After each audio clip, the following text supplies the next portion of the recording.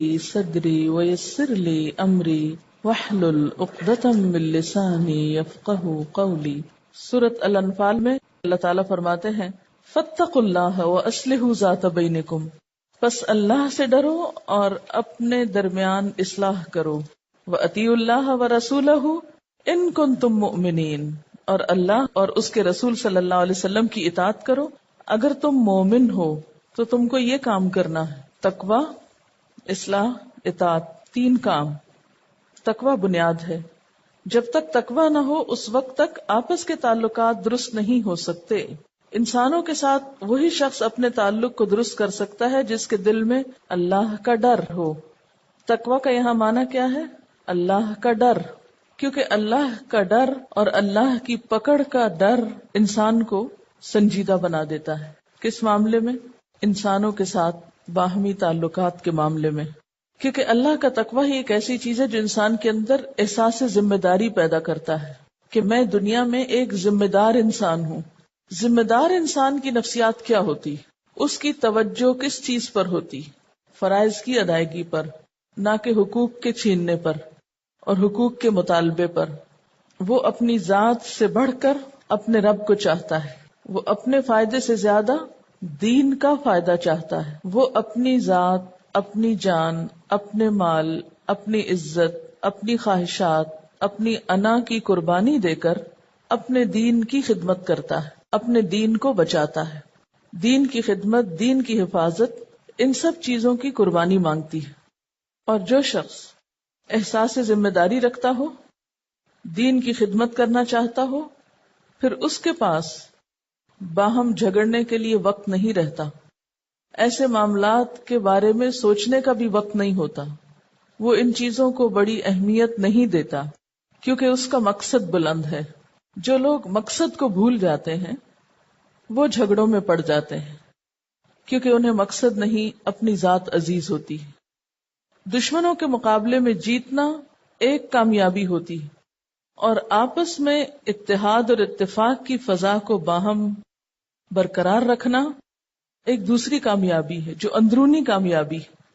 مومن حقیقی معنوں میں اسی وقت کامیاب ہوتا ہے جب وہ باہر کے محاذ پر بھی اور اندر کے محاذ پر بھی کامیاب ہوتا ہے، اور اس سے ایک بیلنس ہوتا ہے۔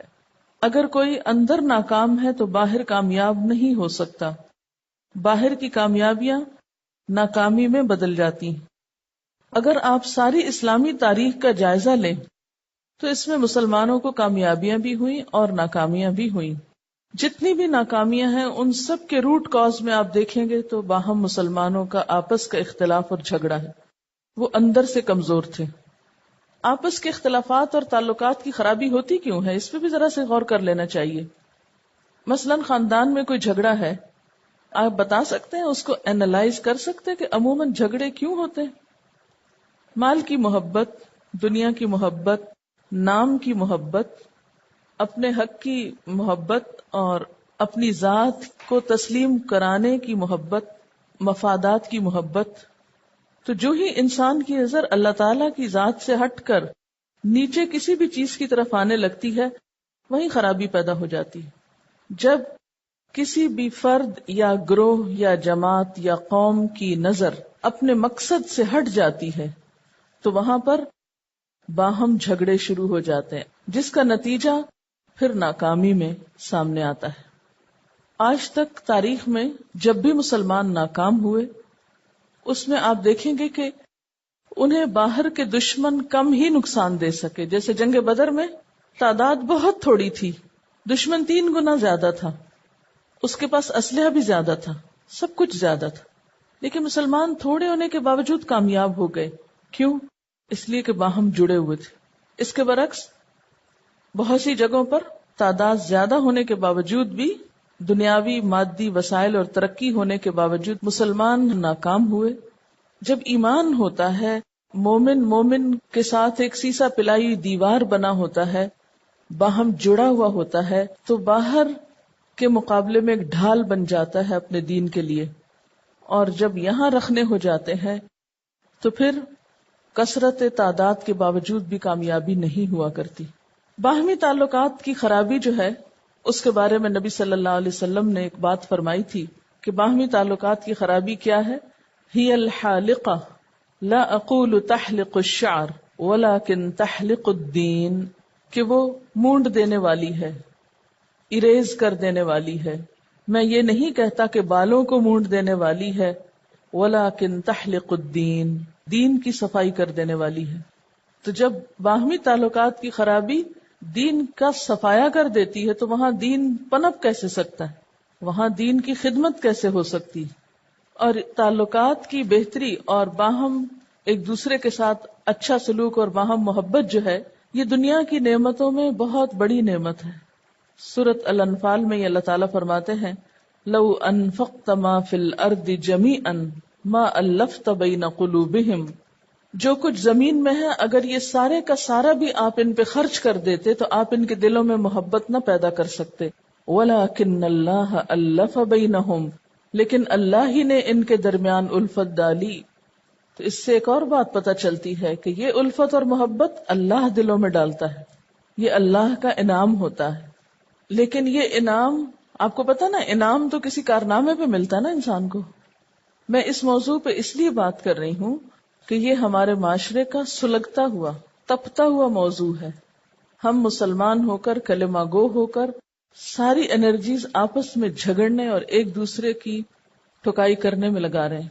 اس کی اصلاح کی بہت ضرورت ہے، تب ہم دینی روحانی اعتبار سے آگے جا سکیں گے.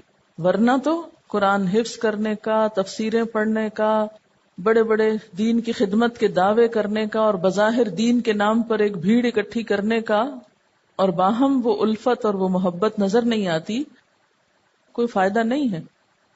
جب ہمارے اندر اللہ تعالیٰ کے لیے اخلاص ہوگا، سچے دل سے ہم اس کام کو اللہ کے لیے کریں گے، تب پھر اپنی ذات بھول جائے گی، وہ معمولی ہو جائے گی، اور ہم ہر وہ کام، ہر وہ قربانی کرنے کو تیار ہو جائیں گے جس سے اللہ کا دین آگے بڑھ سکے، پھیل سکے، پھل پھول سکے. اور اگر اخلاص کی کمی ہوگی، جڑ مضبوط نہ ہوگی جس پودے کی، اس کے اوپر پھل پھول کیسے لگ سکتے ہیں؟ کسی بھی پودے کی جڑوں کو اگر بیماری لگ جائے تو اس درخت کو خواہ وہ بظاہر ابھی کتنا ہی ہرا بھرا کیوں نہ ہو، اس پہ پھول ہی نہیں آتے، پھل ہی نہیں آتے. تو دین کے جو پھول اور پھل ہیں، یا دین کا پھلنا پھولنا جو ہے، یہ اسی وقت ممکن ہوتا ہے جب دین کا نام لینے والے، دین کے چاہنے والے، دین کی محبت کرنے والے آپس میں ایک دوسرے کے ساتھ اچھے تعلقات رکھتے ہوں. جیسے کہ دین کا ایک تقاضا ہے وَالنُّصْحُ لِكُلِّ مُسْلِمٍ، ہر مسلمان کے لیے خیر خواہی، ہر ایک کے لیے اچھا سوچنا، پازیٹیو تھنکنگ، اور ساتھ خُذِ الْعَفْوَ، عفو کا ہتھیار ہر وقت ہاتھ میں رکھنا، کہ ون سائیڈڈلی، یک طرفہ طور پر سب کچھ معاف کر دینے کا جذبہ اور ہمت اور طاقت ہے مجھ میں. جب تک یہ نہ ہوگا بات نہ بنے گی. معاف کرنے کے فائدے اور نہ کرنے کے نقصان کیا ہیں؟ کسی نے ہمارا دل دکھایا، کسی نے ہم کو پریشان کیا، وغیرہ وغیرہ، کوئی بھی چیز جو عموماً تعلقات کی خرابی کا باعث بنتی ہے، اگر ہم یہ کہتے ہیں نہیں میں نہیں معاف کر سکتی، اور دوسرا کہتا ہے میں معاف کر سکتی ہوں، فرق کیا ہے دونوں میں؟ ایک تو یہ ہے کہ اللہ تعالیٰ کی طرف سے معافی مل جائے گی، سب سے بڑا ریوارڈ تو خود انسان کو ملتا ہے. ایک آڑ ضرور ہوتی ہے کہ معاف نہیں کر سکتی، لیکن جب انسان کر لیتا ہے تو کیا ہوتا ہے؟ سکون میں آ جاتا ہے. ایک ایسی مسرت اور خوشی آپ کو ملتی ہے جو بازار میں کسی قیمت میں بھی آپ خرید نہیں سکتے. اور آپ نہ معاف کریں، اس برائی کو دل میں پالیں، بڑھائیں، کیونکہ ہوتا پتہ کیا ہے، یہ جو ناراضگیاں ہوتی ہیں نا، ان کو باقاعدہ پالنا پڑتا ہے، ورنہ انسان اپنی عادت کے تحت وہ بھولنا شروع ہو جاتا ہے. ان کو بھی ہم بھولنے والے ہیں نا، خیر کو بھی بھولنے والے ہیں، شر کو بھی بھولنے والے، کسی کے احسان کو بھی بھولنے والے، کسی کی بے رخی کو بھی بھولنے والے. ہم بیسیکلی بھولنے والے لوگ ہیں. لیکن ہم کب بھول نہیں پاتے؟ جب اس کو نرش کرتے رہتے ہیں نا، اس کو کوئی نہ کوئی غذا کھلاتے رہتے ہیں. بہت سی غذائیں بدگمانی کی ہوتی ہیں، کوئی غیبت کی، تجسس کی، حسد کی، معلوم نہیں کیا کیا اس کو فیڈ کرتے ہیں. جب جا کے وہ پلا رہتا ہے اندر بغض، تب ہم اپنی اس حالت پہ برقرار رہ سکتے ہیں کہ ہر وقت انتقامی سوچ سوچیں. ورنہ تو اگر آپ ذرا ڈھیلے پڑ جائیں تو وہ بھی گرد میں اٹھ جائے گا اور کہیں دفن ہو جائے گا جا کے، وہ انتقامی جذبہ بھی. بعض اوقات اس چیز کو بہت ڈسکس کر کے اور لوگوں کو بھی انوالو کر کے اس کو مزید تقویت دیتے ہیں. تو تعاونوا علی البر والتقوی کی بجائے پھر تعاونوا علی الاسم والعدوان. عدوان یہی تو ہوتا ہے زیادتی. بعض اوقات دوسرے کا فیور حاصل کرنے کے لیے ہم اس کی ہاں میں ہاں ملا دیتے ہیں اگرچہ ہمیں معلوم ہو بات غلط ہے. معاف نہ کرنے والا ایک طرح سے حالت جنگ میں ہوتا ہے اور وہ اپنی جسمانی، ذہنی، مالی ساری صلاحیتیں وہ دوسرے پہ فائر کرنے کے لیے استعمال کر رہا ہوتا ہے. ایسا ذہن کوئی تخلیقی کام نہیں کر سکتا. جب تک آپ کسی کے ساتھ حالت جنگ میں ہیں تو آپ کی تخلیقی صلاحیتیں جو ہیں وہ ساری کی ساری جنگ میں استعمال ہو رہی ہیں. پھر آپ کو نہ بیمار لوگ نظر آتے ہیں، نہ ٹوٹی ہوئی سڑکیں یاد آتی ہیں، نہ اسکول بنانے یاد رہتے ہیں، نہ ہی کچھ اور. تو نتیجہ دیکھ رہے ہیں نا ہم دنیا میں کتنے پیچھے رہ گئے. کوئی بھی مثبت بات نہیں سوچتے، نیگیٹولی سوچتے رہتے ہیں کہ دوسرے کو کس طرح زیر کیا جائے. معاف نہ کرنے سے دوسرے شخص کے اندر جو خیر ہے، بھلائی ہے، اس سے ہم فائدہ نہیں اٹھا سکتے. معاف کرنے سے تو دشمن بھی دوست ہو سکتا ہے نا. اور حضور صلی اللہ علیہ وسلم کی سیرت تو بتاتی ہی ہے. آپ کی کامیابی کا بہت بڑا راز کس چیز میں تھا؟ معاف کرنے میں. شروع سے لے کر آخر تک پوری آپ کی جو زندگی ہے وہ خذ العفو کا نمونہ ہے. جس کے دل میں وسعت نہ ہو پھر وہ قرآن پاک کو پوری طرح اپنے اندر، دین کو، اللہ کے حکم کو جذب ہی نہیں کر سکتا. جب آپ جذب نہیں کرتے تو آپ کسی کو دینے کے قابل بھی نہیں ہوتے نا. جب آپ معاف نہیں کرتے تو آپ ایک طرح سے ایک پریزن میں ہوتے ہیں، ایک جیل کے اندر ہوتے ہیں. تو ظاہر ہے کہ دین کا کام کرنے کے لیے تو آپ کو پریزن سے باہر آنے کی ضرورت ہے. معاف کرنے کے لیے اگر آپ ایک چھوٹا سا جملہ سیکھ لیں کہ کوئی بات نہیں، اگر ہو گیا تو ہو گیا، پھر کیا ہوا، بس بات ختم، قد سلف، جو ہو چکا ہو چکا، گزر چکا. اچھا، اب اس کے لیے عملی طور پہ ہمیں کیا کرنا ہوگا؟ بیسیکلی یہ چھٹیوں میں آپ کو تھوڑا سا مصروف رکھنے کے لیے یا کوئی ڈائریکشن دینے کے لیے چند ایک مشورے ہیں. اس میں پہلی بات کہ مطالعہ کتب. چھٹیوں میں ایک اچھی کتاب کا مطالعہ لازم کریں. کتاب کا مطالعہ کرنے کے بعد اس کا تجزیہ لکھیں. کتاب کا نام، مصنف کا نام، کہ اہم نکات، اسے پڑھ کر آپ نے کیا سیکھا. اس میں آپ کو اوپن چوائس دی ہے، کوئی بھی کتاب آپ لے سکتے ہیں. ہم آپ پہ بوجھ نہیں ڈالنا چاہتے کہ جی آپ ضرور یہ خرید لیں یا وہ لے لیں یا اس کو پڑھ لیں، کیونکہ اس میں پھر آپ کو ریسٹرکٹ کرنا ہو جاتا. آپ اردو کی، انگریزی کی کوئی بھی اچھی کتاب پڑھ کر اگر آپ اس پر ایک چھوٹی سی رپورٹ لکھیں گے تو اس کے دو فائدے ہیں. ایک تو یہ کہ آپ تھوڑا خود پڑھنے میں کسی نہ کسی حد تک انوالو رہیں گے. دوسرا فائدہ یہ ہوگا کہ اگر کسی کی بھی کوئی اچھی کتاب پڑھی ہوئی ہمارے علم میں آ گئی تو انشاءاللہ ہم اس کو سب کے علم میں لے آئیں گے اور وہ آپ کے لیے ایک صدقہ جاریہ بن جائے گی. اور اس طرح مختلف مائنڈز کی جو کلیکٹیو ایک ایفرٹ ہوگی اس میں آپ سے ہم سیکھیں گے. ٹھیک ہے، تو اس لیے اوپن چوائس ہے، کوئی بھی اچھی کتاب. اور یہ کمپلسری کوشچن ہے کیونکہ یہ سب ہی کر سکتے ہیں، کوئی کہیں پر بھی ہو.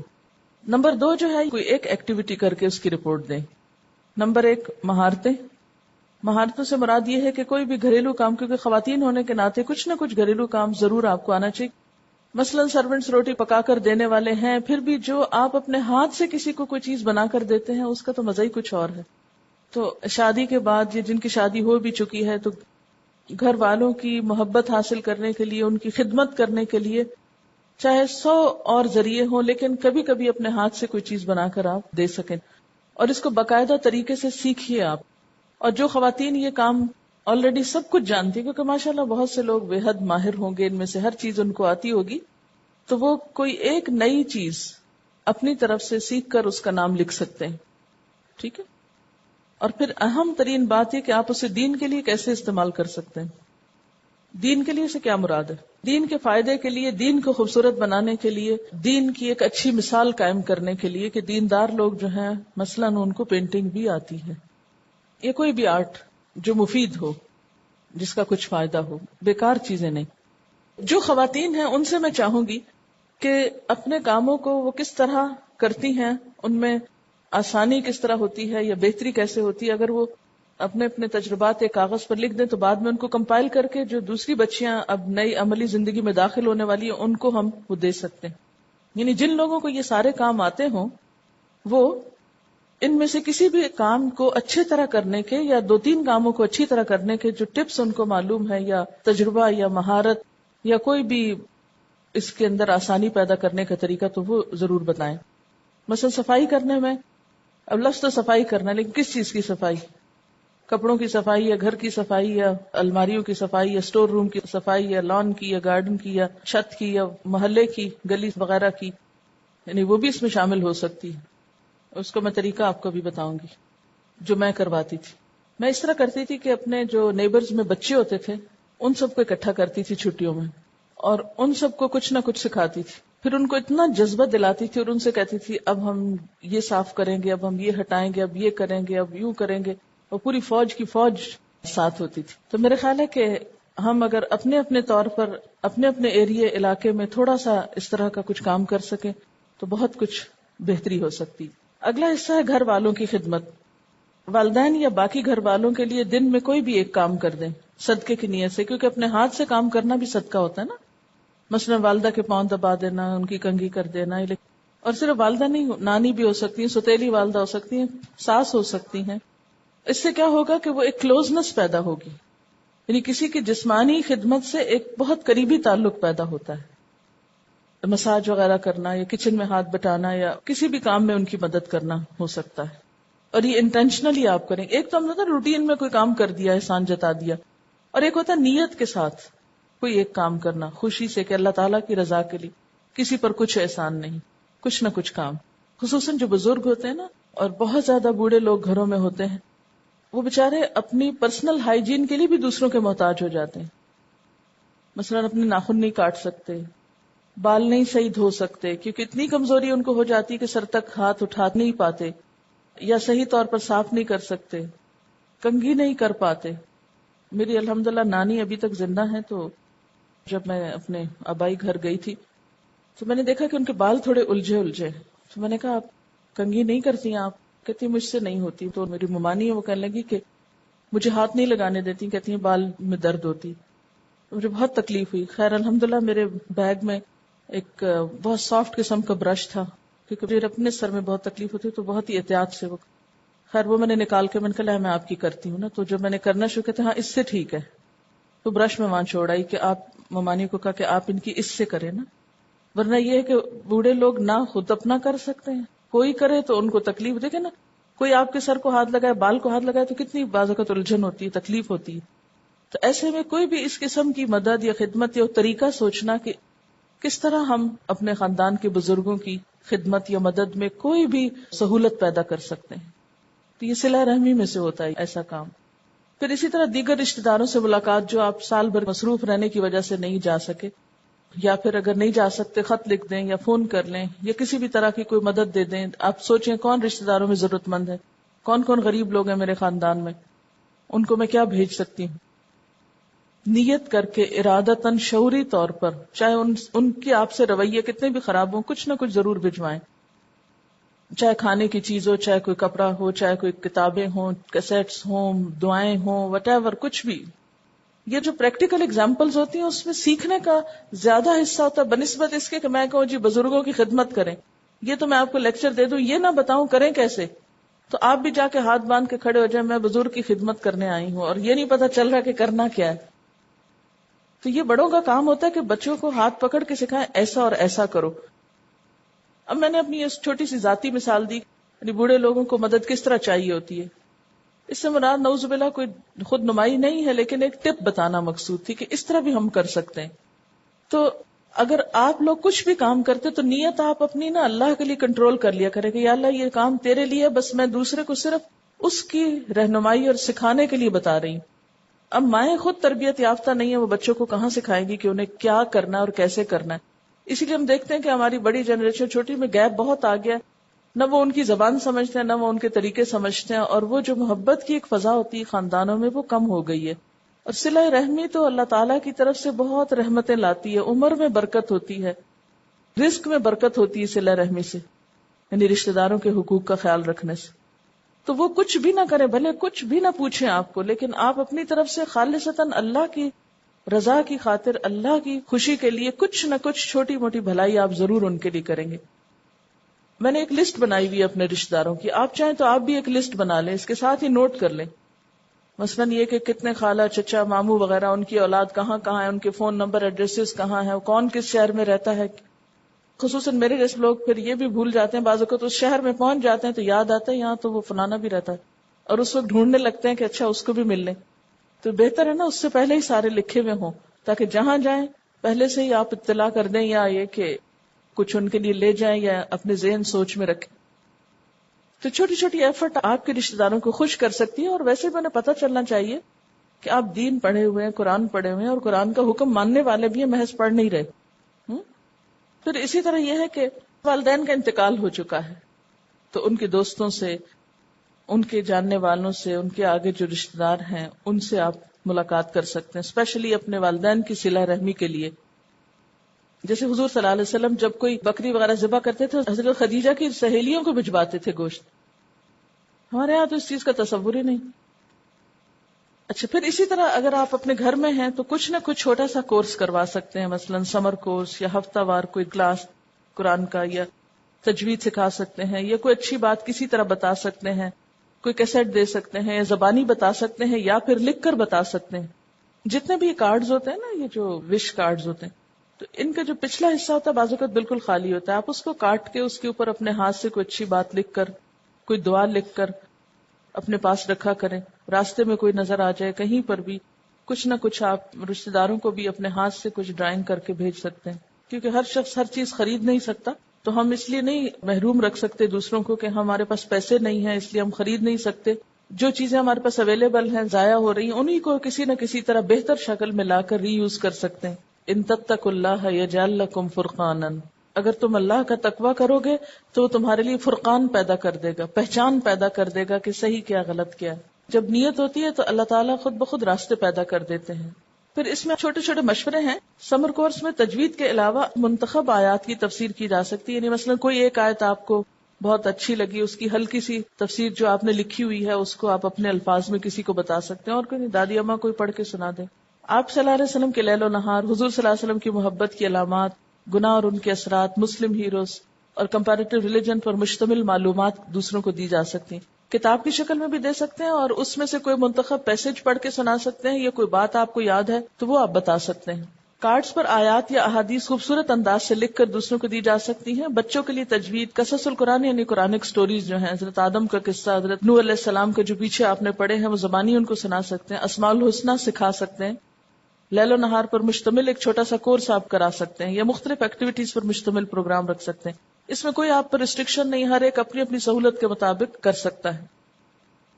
اس میں یہ کہ رپورٹ اس کی اس طرح دینی ہوگی، ایج گروپ کیا تھا، پلاننگ کیا کی، موقع کی مناسبت سے بات بتائی، طریقہ کار کیا تھا، رسپانس کیا ملا، کیا حالات یا مشکلات پیش آئیں، تاکہ اگر آپ کو جو مشکلات پیش آئیں بعد میں اس کے بارے میں آپ کو گائیڈنس دی جا سکے. پھر خدمت خلق ہے، اسکولوں، ہسپتالوں، یتیم خانوں، اسپیشل بچوں کے اداروں، کچی بستیوں میں جا کر تبلیغ کے ساتھ چیریٹی ورک بھی کریں.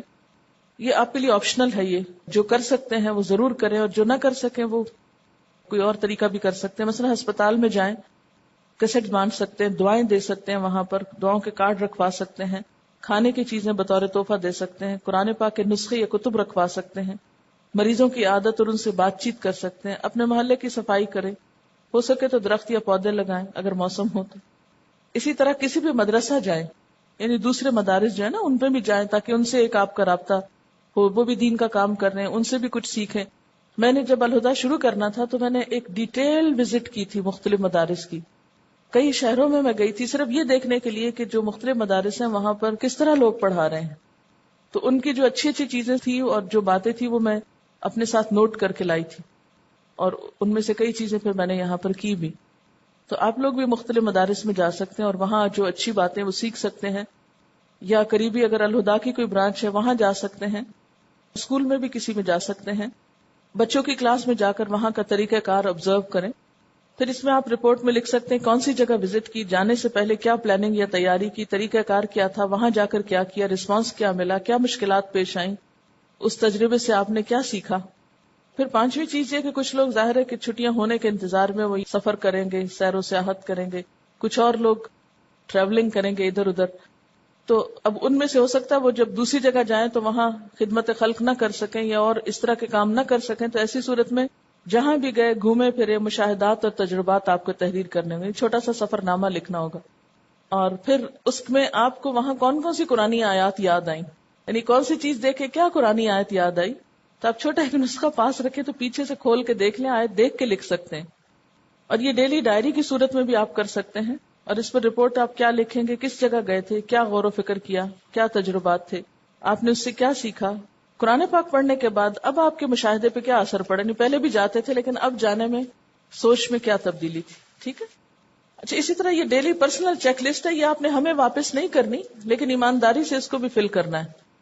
اس میں یہ ہے کہ آپ اپنے آپ کو چیک کریں گے تو اس سے فائدہ ہوگا، کیونکہ سورۃ الحشر کی آیت نمبر ہے 18، یا ایھا الذین آمنوا اتقوا اللہ، اے لوگو جو ایمان لائے ہو اللہ سے ڈرو، ولتنظر نفس ما قدمت لغد، اور چاہیے کہ ہر شخص دیکھے اس نے کل کے لیے کیا بھیجا ہے.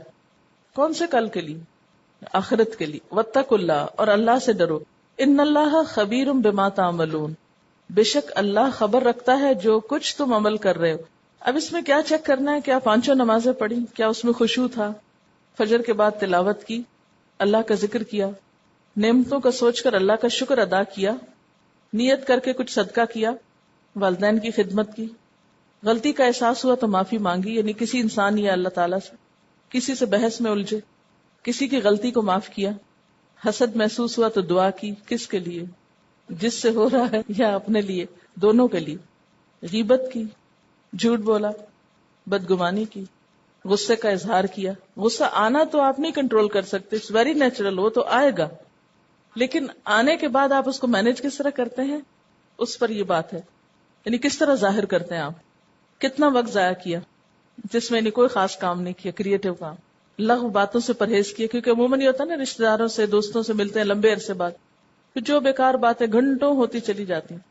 کھانے پینے میں اسراف کیا، سلام میں پہل کی، یعنی خصوصی طور پہ گھر والوں رشتہ داروں ہر ایک سے خود جا کے سلام کرنا ہے، انتظار میں نہیں رہنا، کیونکہ جو سلام میں پہل کرتا ہے وہ تکبر سے خالی ہوتا ہے.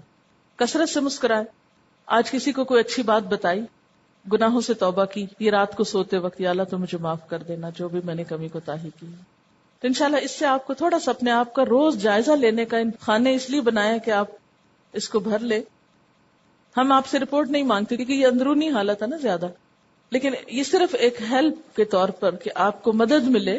اچھا، یہ جو کمیونٹی ورک تھا، چیریٹی ورک اور کمیونٹی ورک، اس میں یہ بچیاں کچھ گئی تھیں آرفنیج میں، تو میں چاہوں گی کہ تھوڑا سا اپنا ایکسپیرینس بتا دیں تاکہ اگر آپ جائیں تو کیسے جائیں. السلام علیکم. ہم لوگ کا جو گروپ ہے، کچھ لڑکیاں اور ہماری گروپ انچارج، ہم لوگ کا جانا ہوا آرفنیج میں، کاشیانہ آرفنیج. تو ہم لوگ کا یہ آئیڈیا تھا کہ we'll go and we'll do something. تو شروع میں ہمیں کچھ سمجھ نہیں آ رہا تھا کیا کریں. تو پھر ہم نے کچھ پریزنٹس وغیرہ اکٹھے کیے اپنے اون پہ، and we went there and it was a unique experience to actually see those deprived people.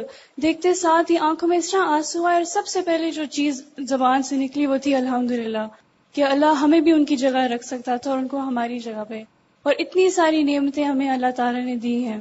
تو خیر ہم لوگوں نے ان کو پریزنٹس وغیرہ دیے، ان سے ابھی انیشلی فرینڈس کی طرح ان سے باتیں کی، ان کی انٹرسٹ کے بارے میں. اور اتنا دکھ ہوا کہ چھوٹے چھوٹے 4 سال کے بچے بھی وہاں تھے. بہت دکھ ہوا اور بالکل ہم لوگ کا رونا نکل گیا. بٹ obviously ان کو ہم نے بالکل یہ شو نہیں کیا کہ they are less than anybody. And believe me, hugging people who are all burned was not easy. At first یہ ہو رہا تھا کہ اچھا دیکھتے ساتھ نا، ایسے لوگوں کو دیکھنے کا بھی نہیں دل چاہتا، لیکن جب ان سے انسان گلے ملتا ہے تو جو دل میں پیس ملتا ہے، جو ایک ایسا ایموشن ہے کہ I just can't describe it. وہ جب تک آپ وہ خود نہیں کریں گے you can never ever know what it felt like. تو پھر ہم لوگوں نے ان کے ساتھ بیٹھ کے پھر اسماء الحسنیٰ پڑھا، پھر جماعت کے ساتھ ہماری انچارج نے ہمیں نماز پڑھائی سب کے ساتھ، اور پھر قرآن کی تلاوت کی، اور we had lot of fun. بہت زیادہ ان کے ساتھ مل بیٹھ کے باتیں کی، شیئر کیا. اور اینڈ میں لٹرلی دے ور لائک، وہ جو چھوٹی چھوٹی بچیاں تھیں تو وہ بڑی ناراض بھی ہو رہی تھی کہ ہم لوگ جا رہے ہیں، اور اینڈ میں کہہ رہی تھی ہم بھی چلتے ہیں ساتھ رسٹورینٹ. تو بہت عجیب سا ایکسپیرینس تھا. اور ایک چیز جو مجھے سماغ میں آئی تھی وہ یہ تھی کہ جو پیس ہم لوگ کو ملتا ہے، جو گیپ ہے ہمارے اندر، وہ ہم لوگ قرآن سے فل کرتے ہیں نا. اور جو کافر ہیں، ہم لوگ یہ سوچتے ہیں کہ وہ لوگ اتنا سوشل ورک کیوں کرتے ہیں. تو اسے اب مجھے پتا چلا کہ ہم لوگ کو جس طرح پیس جو قرآن دیتا ہے ان کو یہ چیزیں دیتی ہیں، اور اس لیے that's why they are so much into social work. But I just like to advise you all کہ آپ لوگ ضرور کبھی جائیں اور یہ چیز ایکسپیرئنس کریں.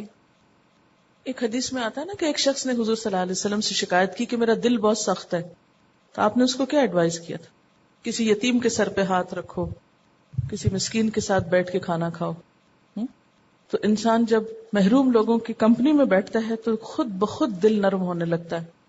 دل کا بہترین علاج ہے، تکبر کا بہترین علاج ہے. قرآن پاک میں نصارہ کے بارے میں آتا ہے نا کہ وہ تکبر نہیں کرتے، اور دنیا بھر میں آپ دیکھیں کہ نصارہ ہی زیادہ چیریٹی ورک اور اس طرح کی خدمت خلق میں لگے ہوئے ہیں. آپ کی جو شخصیت ہے وہ خود بخود مولڈ ہونا شروع ہو جاتی جب آپ اس قسم کے کام کرتے ہیں، اور زیادہ عاجزی اور ہمبلنس آتی. ہم مسلمان یہ کام کرتے نہیں، اسی لیے ایک سے ایک بڑھ کر بڑا ہے.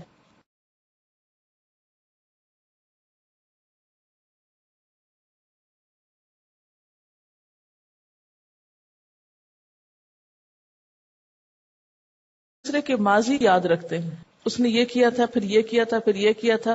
وہ ساری چیزیں ایک سیکوینس میں پائل اپ ہوتی ہیں، جس کے نتیجے میں ہم حقیقی معنوں میں معاف نہیں کر سکتے. معاف کرنے کی علامت کیا ہوتی ہے؟ کیسے پتا چلے گا کہ واقعی آپ نے معاف کر دیا؟ بخشش کی دعا تو پھر بھی چھپ کے کر ہی لیں گے، کوئی بات نہیں، لیکن عملی طور پر پریکٹیکلی ہمیں کیا کرنا ہوگا؟ اس کے ساتھ ویسے ہو جائیں جیسے پہلے رہتے تھے. معاف کرنے کے بعد ان خیالات کو بھی ذہن سے نکالیں اور ان کو ریپیٹ بھی نہ کریں. جس کے ساتھ ایسی کوئی ناراضگی ہو اس کے ساتھ ہدیے کا تبادلہ کیا جا سکتا ہے، کیونکہ حضور صلی اللہ علیہ وسلم نے فرمایا تہادو تحابو، یعنی جب انسان کسی کو کچھ دیتا ہے تو اس کا نتیجہ کیا ہوتا ہے کہ دوسرے کا دل بھی نرم پڑتا ہے. صدقہ کو صدقہ کیوں کہا گیا ہے؟ صدقہ کا لفظ صدق سچائی سے ہے، یعنی انسان اپنی سچائی ظاہر کرتا ہے اپنے عمل سے. سلام میں پہل کیا جائے، اس کو اپنی ذات پر اہمیت دی جائے، دوسرے کو اہمیت دی جائے. مثلا قرآن پاک میں آتا ہے وَيُؤْثِرُونَ عَلَىٰ أَنفُسِهِمْ وَلَوْ كَانَ بِهِمْ خَصَاصَةٌ، وہ اپنی ذات پر دوسروں کو ترجیح دیتے ہیں خواہ ان پر خود تنگی ہی کیوں نہ ہو. بعض اوقات یہ ہوتا ہے نا کہ ہم یہ چاہتے ہیں کہ سب چیزیں ہم کریں یا سب خیر ہمارے لیے ہو، ہم دوسرے کے لیے کچھ بھی نہیں چھوڑنا چاہتے. تو اس میں یہ ہے کہ کچھ چیزیں دوسروں کے لیے بھی چھوڑ دیں، اس سے بھی بہتری آئے گی تعلقات میں. ان کے کام کریں، ان کی مدد کریں، ان کا ذکر خیر شروع کر دیں. عام طور پر ہم یہ سمجھتے ہیں نا کہ اگر ہم نے کسی کو معاف کر دیا تو پھر وہ ہمیں کمزور سمجھنے لگے گا. اس کا علاج کیسے ہو سکتا ہے؟ کیا اللہ کے لیے تواضع کرنے کا نتیجہ جو ہے وہ انسان کی ذلت اور رسوائی ہے؟ نہیں. من تواضع للہ رفعہ اللہ، جو تواضع کرتا ہے، جو عاجزی اختیار کرتا ہے، دوسرے کے سامنے جھک جاتا ہے تو اللہ تعالیٰ اس کو بلندی دیتے ہیں. اچھا، تنازع ہوتا کیسے ہے؟ ہر شخص کھینچنے کی کوشش کرتا ہے نا. اگر ٹگ آف وار کو اپنے ذہن میں رکھے، رسہ کشی جس کو کہتے ہیں، تو ہر شخص رسے کو اپنی طرف کھینچنا چاہتا ہے، اپنے آپ کو بچانا چاہتا ہے، دوسرا اپنی طرف کھینچنا چاہتا ہے. ایک خود بڑا بننا چاہتا ہے، دوسرا بھی بڑا بننا چاہتا ہے. یہاں سے جھگڑے شروع ہوتے ہیں. میرے خیال ہے کہ ایک بہت بڑا حل ہو سکتا ہے جب آپ دوسرے کو اہمیت دینا شروع کریں. مثلاً شوہر اور بیوی کے تعلقات میں عام طور پہ جو کھچاؤ پایا جاتا ہے خواتین کے اندر، تو میں ہمیشہ خواتین کو ایک مشورہ دیتی ہوں کہ آپ شوہر کو اہمیت دینا شروع کر دیں. وہ آپ کو نہیں امپورٹنس دیتے، نہ دیں، آپ دینا شروع کر دیں. اپنے الفاظ سے دیں، اپنے جسچر سے دیں، اپنی ہر چیز سے ان کو بڑا ماننے لگ جائیں. آپ دیکھیں گے کہ بہت سے جھگڑے ختم ہو جائیں گے. بعض اوقات یہ بھی نہیں یاد ہوتا کہ ناراضگی کس بات پہ ہوئی تھی، کیونکہ ہم بھولنے والے ہیں نا. وہ بھول جاتا ہے لیکن وہ دل سے داغ نہیں صاف کرتے ہم. تو اللہ کی مدد سے نفل حاجت کے پڑھ کے آپ منا لیں ایسے سارے لوگوں کو. انما المؤمنون الذین اذا ذکر اللہ وجلت قلوبہم، مومن تو وہ لوگ ہیں جب ان کے سامنے اللہ کا نام لیا جاتا ہے تو ان کے دل کانپنے لگتے ہیں.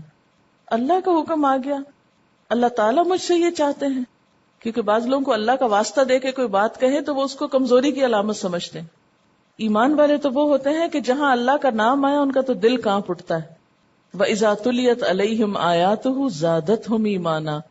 مزید حل اور علاج کیا ہے؟ آیات کی تلاوت. ایمان مضبوط ہوگا تو ایسے فساد اور جھگڑے ختم ہوں گے. یہ بھی دراصل ایمان کی کمزوری کی علامت ہوتی ہے. اور جب ان پر اس کی آیات پڑھی جاتی ہیں تو ان کا ایمان بڑھ جاتا ہے. وَعَلَىٰ رَبِّهِمْ يَتَوَكَّلُونَ، اور وہ اپنے رب پر بھروسہ کرتے ہیں کہ نہ مجھے کوئی نقصان دے سکتا ہے جب تک اللہ نہ چاہے، نہ کوئی فائدہ دے سکتا ہے جب تک اللہ نہ چاہے، نہ مجھے عزت مل سکتی ہے جب تک اللہ نہ چاہے، نہ مجھے کوئی ذلیل کر سکتا ہے جب تک اللہ نہ چاہے. تو اس لیے تعلقات کی خرابی سے فائدہ کوئی نہیں، ایک دوسرے کو بلیم کرنے سے فائدہ کوئی نہیں. معاملہ اللہ کے سپرد کر دیا جائے. الذین یقیمون الصلاۃ ومما رزقناہم ینفقون، نماز کے علاوہ صدقہ کر کے ایسی تکلیفوں کو دور کر لیتے ہیں. اولئک ھم المؤمنون حقا، ایسے لوگ سچے مومن ہیں. مؤمنون حقا، حقیقی مومن ہیں، لہم درجات عند ربہم ومغفرہ، ان کے لیے ان کے رب کے پاس بڑے درجے ہیں. دنیا میں اگر کوئی درجہ کم بھی ہو گیا تو کوئی بات نہیں، وہاں بڑے درجے ہیں. ومغفرۃ، اور بخشش ہے. ورزق کریم، اور عزت والا رزق ہے. چلیے اب ہم سب آپس میں ڈسکس کرتے ہیں کہ ہماری چھٹیاں کیسے گزری. آپ کا کیا خیال ہے، کیا چھٹیاں فائدہ مند ہوتی ہیں؟ چھٹیاں فائدہ مند ہوتی ہیں کہ انسان کو قرآن پاک کی روشنی میں دنیا کو دیکھنے کا موقع ملتا ہے، لوگوں کے رویے اور ہمارے معاشرے میں جو کچھ ہو رہا ہے. کیونکہ جب پڑھنے کی دھن ہوتی ہے تو یہاں تو ویسے ہی 6 گھنٹے آپ کے گزر جاتے ہیں، کچھ آنے جانے میں گزر جاتے ہیں، اور واپس جا کر بھی آپ کے دماغ پہ یہی چھایا ہوتا ہے، باقی چیزیں نظر بھی نہیں آتی. لیکن جب آپ اس سے فارغ ہوتے ہیں تو پھر سب کچھ ایک دوسری نظر سے دیکھتے ہیں، تو اس سے انسان کو مزید اپنی زندگی کی پلاننگ کرنے کا اور کام کرنے کا بہتر موقع ملتا ہے کہ مجھے اور کیا کچھ کرنا ہے. تو آپ میں سے کوئی بتائے گا کوئی ایکسپیرینس، کوئی چیز بتانے سے پہلے سب اپنی نیت کو چیک کریں کہ ہم جو بھی اپنے اس کام کے بارے میں بات کریں گے وہ کسی کے دکھانے کے لیے نہیں ہوگی، وہ صرف ایک اچھی مثال کو سامنے لانے کے لیے تاکہ دوسرے بھی اسے دیکھ کر عمل کریں. اور اگر آپ کو دیکھ کر کسی نے بھی عمل کر لیا تو اس کا ثواب بھی آپ کو ملے گا، کرنے والے کو تو ملے گا ہی لیکن آپ کو بھی ساتھ ہی ملے گا. یعنی بہت سے لوگ اپنا کوئی اچھا کام اس لیے نہیں بتاتے، اور بعض اوقات اچھا بھی کرتے نہیں بتاتے کہ اس سے ریاکاری نہ ہو جائے، دکھاوا نہ ہو جائے، عمل ضائع نہ ہو جائے. تو عمل کی حفاظت کے لیے وہ اپنی نیکیوں کو چھپا کر رکھتے ہیں. لیکن آپ جانتے ہیں کہ ان تبدوا الصدقات فنعما ہی، اگر تم صدقات دکھا کر دو تو وہ بھی کتنے اچھے ہیں. دکھا کر دینا اور دکھاوا کرنا یہ دو مختلف چیزیں ہیں. دکھا کر دینے میں نیت کیا ہے کہ دوسروں کو بھی شوق آئے، اور دکھاوا کرنا کیا ہے کہ ہمیں لوگ اچھا سمجھیں اور ہم لوگوں کی نظر میں بہت اچھے انسان قرار پائیں یا لوگ ہماری تعریف کریں. تو ہمیں کوئی بھی جو بات یہاں کرنی ہے وہ اس لیے نہیں کرنی کہ لوگ ہمیں اچھا سمجھیں، بلکہ مسلسل اپنے اوپر چیک رکھنا ہے کہ میں جو بھی کوئی بات بتا رہی ہوں ایک اچھی اگزامپل کے طور پر بتا رہی ہوں، نہ کہ دکھاوے کے طور پر. مجھے لوگوں سے کوئی صلہ اور ریوارڈ نہیں چاہیے. ٹھیک ہے. آپ کے ہوم ورک میں ایک چیز یہ بھی تھی کہ مختلف پبلک پلیسز کو آپ وزٹ کریں. یہ کسی ہاسپٹل میں گئی تھی؟ السلام علیکم. ایک سینیٹوریم ہے، اس کا نام ہے اوجھا سینیٹوریم، یونیورسٹی روڈ پہ، بہت دور. وہاں کی کنڈیشن اتنی پتھیٹک ہے کہ وہاں جا کے کتنے دنوں تک ہوش صحیح طرح سے نہیں آ رہا تھا. وہاں جا کے بھی جتنی زیادہ شکر گزاری آئی ہے نعمتوں کی، اس سے پہلے کبھی نہیں آئی تھی. ان مریضوں کی بھی کنڈیشن دیکھ کے صحت کی اتنی قدر آئی ہے کہ شکر ہے کہ اللہ نے ہمیں صحت دی ہوئی ہے. ان مریضوں کا اتنا برا حال ہے کہ بالکل لگتا تھا کہ کوئی مریض میرے خیال 30 پاؤنڈ یا 35 پاؤنڈ سے زیادہ ان کا ویٹ نہیں ہے، اور ان کو کوئی پوچھنے والا نہیں ہے. گورنمنٹ ہاسپٹل ہے لیکن اس کی صرف ایک نظر جا کے ادھر کا حال دیکھ لیں. جو ہمیں لے کے گئی تھی وہ پچھلے 5 ماہ سے وہاں کام کر رہی ہیں. تو جو انہوں نے حال بتایا تھا کہ اگر آپ 5 ماہ پہلے آتے تو آپ لوگوں کو یہ چیز بھی نظر نہ آتی جو اب نظر آ رہی ہے. ادھر پانی نہیں تھا سب سے پہلے اس ہاسپٹل میں، تو جس ہاسپٹل میں پانی نہ ہو وہاں ٹی بی کے پیشنٹس تھے. اتنی وہاں غلاظت تھی جو سب انہوں نے صفا کروائی ہے، اور پانی کے لیے کنویں کھدوائے اور وہاں سب میٹھے پانی کے کنویں نکل آئے. اور آپریشن تھیٹر بند تھا، انہوں نے آپریشن تھیٹر کھلوایا، پنکھے لگوائے اور لائٹ کا انتظام کیا. بالکل خوراک نہیں اور نہ دوائیں. ہر ہفتے کم از کم ان کو 14,000 کا صرف دودھ چاہیے. اب وہاں وہ سب جمع کر رہی ہیں ان کے لیے، اور بہت انہوں نے کہا ہے کہ آپ سب جو بھی آ کے ان کے ساتھ ان کے لیے کچھ کر سکے. ان کو پڑھانے کے لیے بھی، کیونکہ وہاں پیشنٹ سے ہم بات کر رہے تھے ان کو کوئی دلچسپی نہیں تھی، کیونکہ ان کی اتنی بری حالت ہے کہ ان کو ابھی صرف وہ تھوڑا تھوڑا صفائی کے بارے میں ہی بتا رہی ہیں کہ آپ صاف رہیں گے تو یہ بیماری آپ کی دور ہوگی. تو اس سے مجھے تو وہاں جا کے سب سے زیادہ شکر اور قدر آئی اپنی نعمتوں کی. کیا خیال ہے اگر ہم مل کر صرف ان کے دودھ کا ہی منتھلی انتظام کرتے ہیں تو انشاءاللہ تعالی اگر آپ پہنچانے کا ان سے ایک دفعہ ہمارا کانٹیکٹ کرا دیں، اور اگر ایک خاتون جا کر اتنا کچھ کروا سکتی ہیں تو ہم کم از کم پیچھے سے ان کی مدد کر سکتے ہیں. اور ہم کچھ نہیں کر سکتے تو اگر 1 روپیہ دن کا جمع کرتے رہیں اور مہینے بعد ہم اکٹھے کر لیں ایک جگہ، اور اس میں سے ان پیشنٹس کو اگر اور کچھ نہیں تو اگر غذا کا تھوڑا ارینجمنٹ کر لیں تو انشاءاللہ بہت بہترین صدقہ ہوگا. ایک تو بھوک اور دوسرا بیماری. اچھا، ایک اور بات جو اس ہاسپٹل کے حوالے سے کرنا چاہوں گی وہ یہ ہے کہ جب بھی آپ کسی بیمار شخص کو دیکھیں، کسی اب نارمل شخص کو دیکھیں، کسی پریشان زدہ کو دیکھیں، تو اس وقت یہ دعا ضرور پڑھ لیا کریں. الحمدللہ الذی آفانی ممن ابتلاہ بہ، اللہ کا شکر ہے جس نے مجھے عافیت میں رکھا اس بیماری یا تکلیف سے جس میں اس شخص کو مبتلا کیا ہے. تو اس کا فائدہ کیا ہوگا کہ انشاءاللہ آپ اس بیماری سے، یہ تکلیف سے محفوظ رہیں گے. اور یہ کہیں پر بھی راہ چلتے ہوئے کسی بھی جگہ آپ دیکھیں یا کسی بھی ہاسپٹل میں کبھی بھی جائیں، کسی چھوٹی سے چھوٹی بیماری والے شخص کو بھی دیکھیں، مثلا اگر کسی کو فلو ہوا، کوئی چھینک رہا ہے یا کچھ ایسی کسی بھی تکلیف میں ہے، تو فوراً آپ اس دعا کو دہرا لیں. کیونکہ ہم عموماً ایسی جگہوں پہ جانے سے اس لیے بھی ڈرتے ہیں کہ کہیں یہ بیماریاں ہم کو نہ لگ جائیں، ہے نا، ایک ڈر ہوتا ہے کہ یہ جرمز ہم کیچ نہ کر لیں. تو اس سے بچاؤ کا بہترین طریقہ کیا ہے کہ آپ دعا پڑھ لیں. اور دوسری اہم بات جنہوں نے کی کہ طہارت اور نظافت اور صفائی، کیوں اس کو نصف ایمان کہا گیا ہے. اگر دن میں 5 دفعہ انسان وضو کرتا رہے اور نماز پڑھتا رہے تو بہت ساری بیماریوں سے ویسے ہی بچت ہو جاتی ہے. میں ان چھٹیوں میں جب اپنے سفر پر تھی تو حضور صلی اللہ علیہ وسلم کی سیرت پر کتابیں مختلف اوقات میں پڑھنے کا موقع ملا ہے، لیکن میری ہمیشہ یہ خواہش ہوتی ہے کہ جب کبھی مدینہ جانا ہو تو وہاں بیٹھ کر ضرور سیرت کا کچھ نہ کچھ پڑھوں.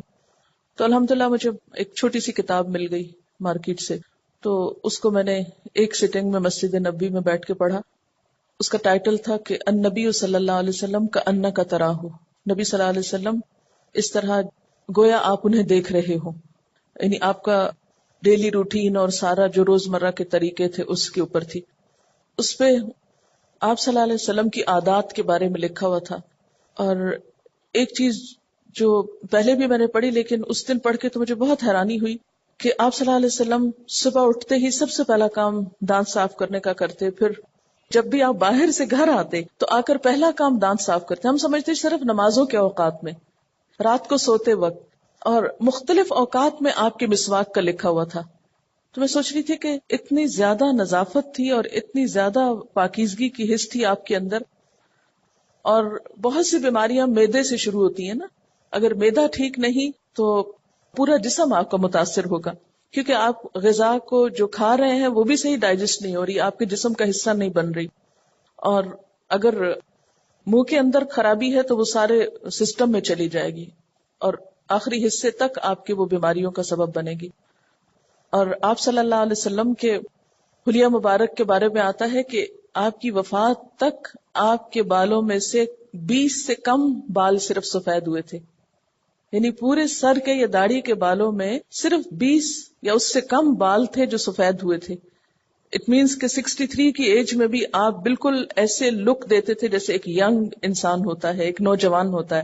ہاں، کیونکہ بالوں کی سیاہی جو ہے وہ انسان کے حال حلیے کو بدل دیتی، اس کی رنگت، اس کی شکل و صورت کو بدل دیتی. تو اتنی صحت کا راز کیا تھا. پھر میں دیکھ رہی تھی کہ کتنی مشقت والی زندگی تھی. یہاں ہم پڑھتے ہیں سیرت کی کتابوں میں تبوک کے بارے میں، خیبر کے بارے میں. آپ خیبر تشریف لے گئے، آپ تبوک تشریف لے گئے، آپ مسجد قباء پیدل جاتے تھے، ہر ہفتے جایا کرتے تھے اور وہاں نماز پڑھتے تھے، کیونکہ وہاں کی نماز جو ہے وہ عمرے کے برابر ہے. یعنی ایک نماز وہاں پڑھنا عمرے کے برابر ہے. اور حیرت ہوتی ہے کہ تبوک 700 کلومیٹر ہے، 700 کلومیٹر.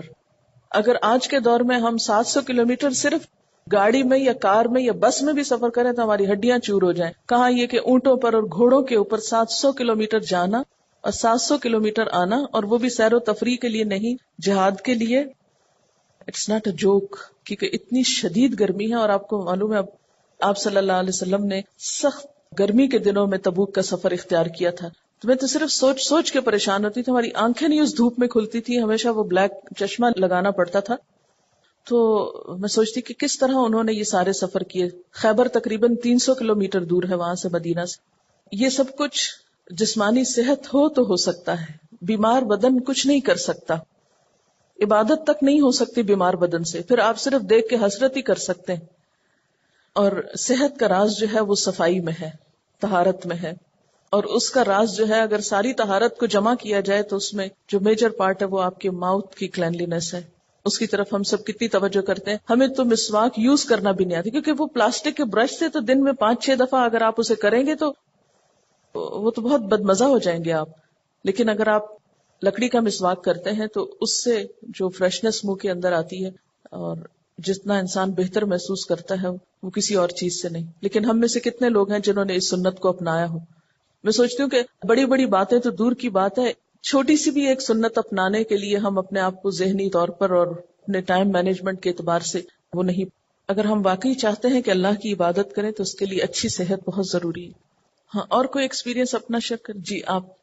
السلام علیکم میڈم. سب سے پہلے تو آپ کو عمرے کی مبارک ہو ہم سب اسٹوڈینٹس کی طرف سے. ہم لوگ فاطمیز گئے تھے، میں نے ہماری وین کی لڑکیاں ہیں 8-10، تو وہاں پہ ہم نے بچوں کو وزٹ کیا، ان کو بلڈ دیا جا رہا تھا، ٹرانسفر ہو رہا تھا ان کا بلڈ، اور ان کے لیے ہم جوس لے گئے تھے اور بسکٹس کے پیکٹ لے گئے تھے، 7 کارٹن لے گئے تھے. وہ ہم سب لوگوں نے شیئر کر لیے تھے جتنے سب تھے. وہاں پہ رومی ڈوسا صاحب ہیں جو مینجمنٹ میں ہیں، انہوں نے ہماری بہت وہ کی. اور وہاں پہ ہمارے ساتھ ایک لڑکی نوشین تھی، اس نے بلڈ بھی دیا اپنا، اور بہت تکلیف ہوئی. بہت چھوٹے چھوٹے سے معصوم بچے تھے جن کا بلڈ ٹرانسفر ہو رہا تھا، اور وہ کہہ رہے تھے کہ ان بچوں کی عمر جو ہے 35 سے زیادہ نہیں ہوتی ہے، جن کو بلڈ کینسر، لیکومیا وغیرہ تھا ان کو. اور ان لوگوں کو ہم لوگوں نے دعاؤں کے کارڈ دیے اور ان کو بتایا کہ آپ دعاؤں کے کارڈ پڑھیں، اللہ تعالیٰ آپ کو صحت دے گا. اور اس میں ایک لڑکا تھا، اس کے 4 بھائی اسی تکلیف میں تھے، ان کو 4 کو لیکومیا تھا. اور اس کے علاوہ ہم لوگوں نے ان بچوں کے لیے اسماء حسنہ پڑھے اللہ تعالیٰ کے نام، اور ان بچوں کے چہروں پہ اتنی مایوسی تھی نا، حد سے زیادہ. لیکن یہ کہ ہاسپٹل بہت صاف ستھرا تھا، بہت اچھی مینجمنٹ تھی، یہ سب تھا وہاں. یہ بہت تکلیف دہ چیز تھی، بہت چھوٹے بچے. ہمارا حال یہ ہے کہ جب بچہ پیدا ہوتا ہے تو اسی غم میں مبتلا ہو جاتے ہیں کہ لڑکی کیوں ہے اور لڑکا کیوں نہیں، اور لڑکا کیوں ہو گیا، مجھے تو ابھی بیٹی کا شوق تھا. اور ہمیشہ ایک شکوے کی سی کیفیت ہوتی ہے، اور کبھی یہ نہیں سوچتے کہ اللہ تعالیٰ نے جو صحت مند سلامت بچے دیے ہیں ان کی قدردانی کریں. اور پھر بہت سی مائیں بچوں کی شرارتوں کی وجہ سے یا بچوں کے ستانے کی وجہ سے پریشان ہوتی ہیں. اور بہت آج کل یہ ٹرینڈ ہو گیا ہے کہ بچے یا تو ہوں ہی نہ ہوں بھی تو ایک آدھ ہوں، اور پھر یہ کہ وہ بھی کوئی اور ہی سنبھال پال لے، ہمیں یہ مصیبت نہ دیکھنی پڑے. حالانکہ اللہ کی نعمتوں میں سے بہت بڑی نعمت ہے، اور اگر صحت مند بچے اللہ نے آپ کو دیے ہیں تو اس کے اوپر بھی بہت شکر گزار ہونے کی ضرورت ہے. میں نبی صلی اللہ علیہ وسلم کی سیرت میں سے پڑھ رہی تھی کہ آپ صلی اللہ علیہ وسلم نے جب مکہ میں تبلیغ کا کام شروع کیا تو بطور خاص آپ ضعفاء، مساکین اور یتیموں اور غریب لوگوں کے پاس جاتے تھے اور ان کو جا کر اسلام کی دعوت دیتے تھے. اسی وجہ سے حضرت بلال اور حضرت عمار اور ان کا جو خاندان تھا وہ مسلمان ہوئے تھے. حضرت سمیہ، یعنی اسلام کی ابتدا میں جو لوگ مسلمان ہوئے ہیں ان کی اکثریت جو تھی وہ غرباء اور مساکین کی تھی. اس سے اندازہ ہوتا ہے کہ آپ صلی اللہ علیہ وسلم کے دل میں محروم طبقات کے لیے کتنی محبت اور کتنی خیر اور کتنی ہمدردی تھی. اس کے لیے جو آپ نے شارٹ کورس کیا ہوا ہے ہاسپٹل میں پیشنٹس کو وزٹ کرنے کے بارے میں، اگر اس کی کچھ آؤٹ لائن آپ بنا لیں، اور جو لوگ انٹرسٹڈ ہوں، کیونکہ ہر شخص کے بس کی بات نہیں ہوتی ہر چیز میں حصہ لینا، تو اگر بعد میں بے شک ان کے کورس کی ایسی ایک ٹیم بنا لی جائے جن کو باقاعدہ ایک ٹریننگ دی جائے، اور اس ٹریننگ کے بعد یہ لوگ اپنی تبلیغ کا ایک حصہ بنا لیں مختلف ہاسپٹلز ہی میں جانا. آپ کو یہ معلوم ہے کہ ایک مریض کو وزٹ کرنے کا اجر و ثواب کتنا ہے؟ اگر ایک شام کے وقت کوئی کسی مریض کو وزٹ کرتا ہے تو صبح تک 70,000 فرشتے اس کے لیے دعائیں مغفرت کرتے رہتے ہیں. آپ کچھ کہنا چاہتے ہیں؟ سول اسپتال میں جب ہم گئے تو وہاں پہ گائنی وارڈ میں انہوں نے بتایا کہ یہاں پہ جو ہے نہ کھڑکیاں تھیں نہ دروازے تھے، تو گائنی وارڈز میں جو نیولی بورن بچے ہوتے تھے ان کو بلیاں پکڑ کے لے جاتی تھیں اور بلیاں کھا لیتی تھیں.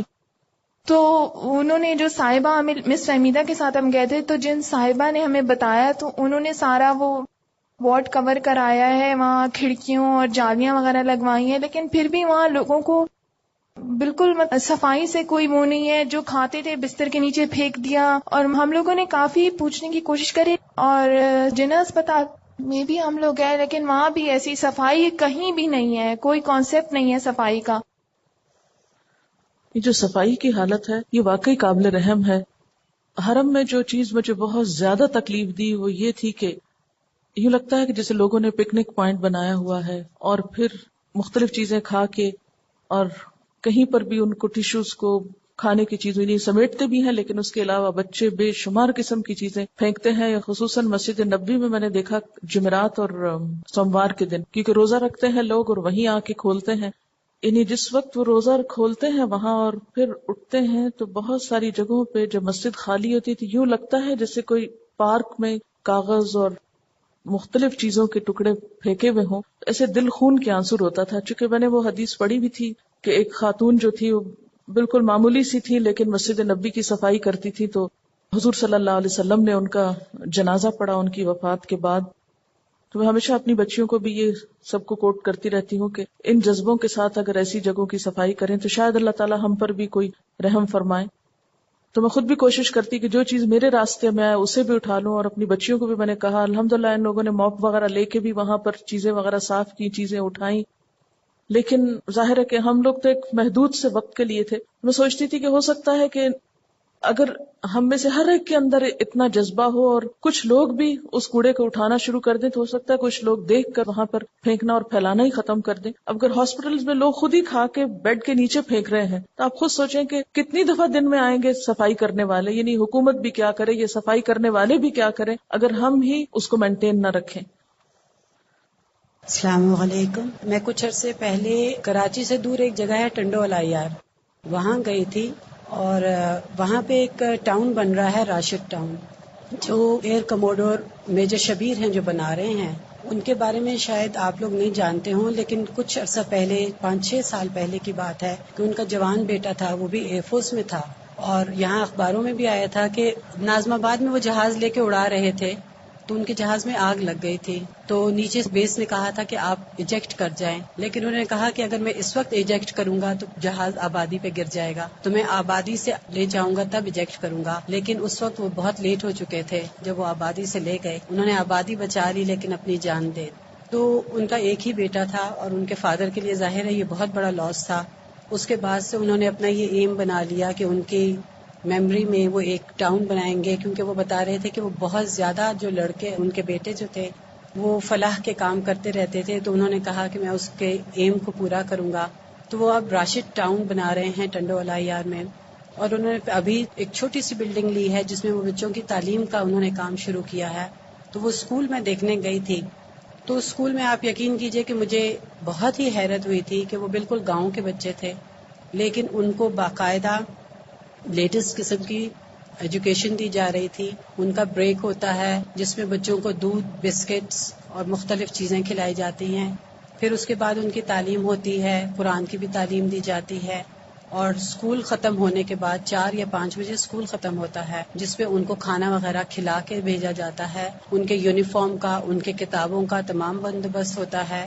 اب وہ انہوں نے ایک بہت بڑا علاقہ لیا ہے جس میں وہ ہاسٹل، ہاسپٹل اور ایک سرائے خانہ بنا رہے ہیں، اور اس کے ساتھ ساتھ اب وہ یہ کام کر رہے ہیں کہ انہیں اتفاقاً ہی اس بات کا وہ ہوا کہ وہاں پہ بہت سے لوگ اتنے غریب ہیں کہ وہ اپنی بچوں کی شادیاں نہیں کر سکتے، اور بہت سی لڑکیاں ایسے ہی کماری رہ جاتی ہیں. تو انہوں نے ہم لوگوں سے کہا تھا کہ آپ لوگ اپنی جتنی بھی پرانی چیزیں ہیں نکال کے مجھے دے دیجئے، اور وہ اس کے بعد ان پرانی چیزوں کو باقاعدہ دکانوں پہ لے کے جاتے ہیں. فریزرز، اتنی بھی چیزیں ہوتی ہیں، فریج وغیرہ، ان کو رینوویٹ کرواتے ہیں. جوتیاں ایک دفعہ بتا رہے تھے کہ مجھے ایئر فورس سے تقریباً 200 کے قریب مل گئی تھیں، اور وہ پھٹی ہوئی جوتیاں تھیں. میں نے وہ ایک موچی کو دے دی اور اس پہ سارا کام کروایا. 5-6 ہزار لگا، لیکن وہ بالکل برانڈ نیو جوتے ہو گئے.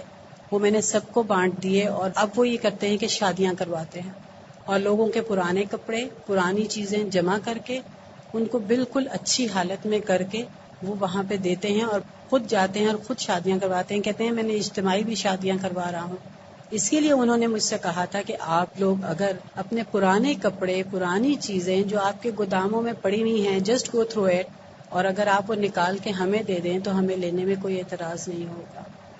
اگر آپ اس کی کچھ ڈیٹیلز بتا دیں تو انشاءاللہ ہم ایک دن یہاں مقرر کر لیتے ہیں جس میں چیزیں جمع ہوں، اور پھر وہ یہاں سے پک کر لیں. اگر آپ ہمیں ایسا کوئی ان کے ساتھ کمیونیکیشن کرا دیں کہ جس دن وہ یہاں سے پک کر سکیں، ہم اناؤنسمنٹ کر دیں، سب لوگ کچھ نہ کچھ لے آئیں اور وہ پھر یہاں سے اٹھا کے لے جائیں. یہ پچھلے سالوں میں اسلام آباد میں ہم لوگ مختلف اوقات میں یہ کام کرتے رہے ہیں.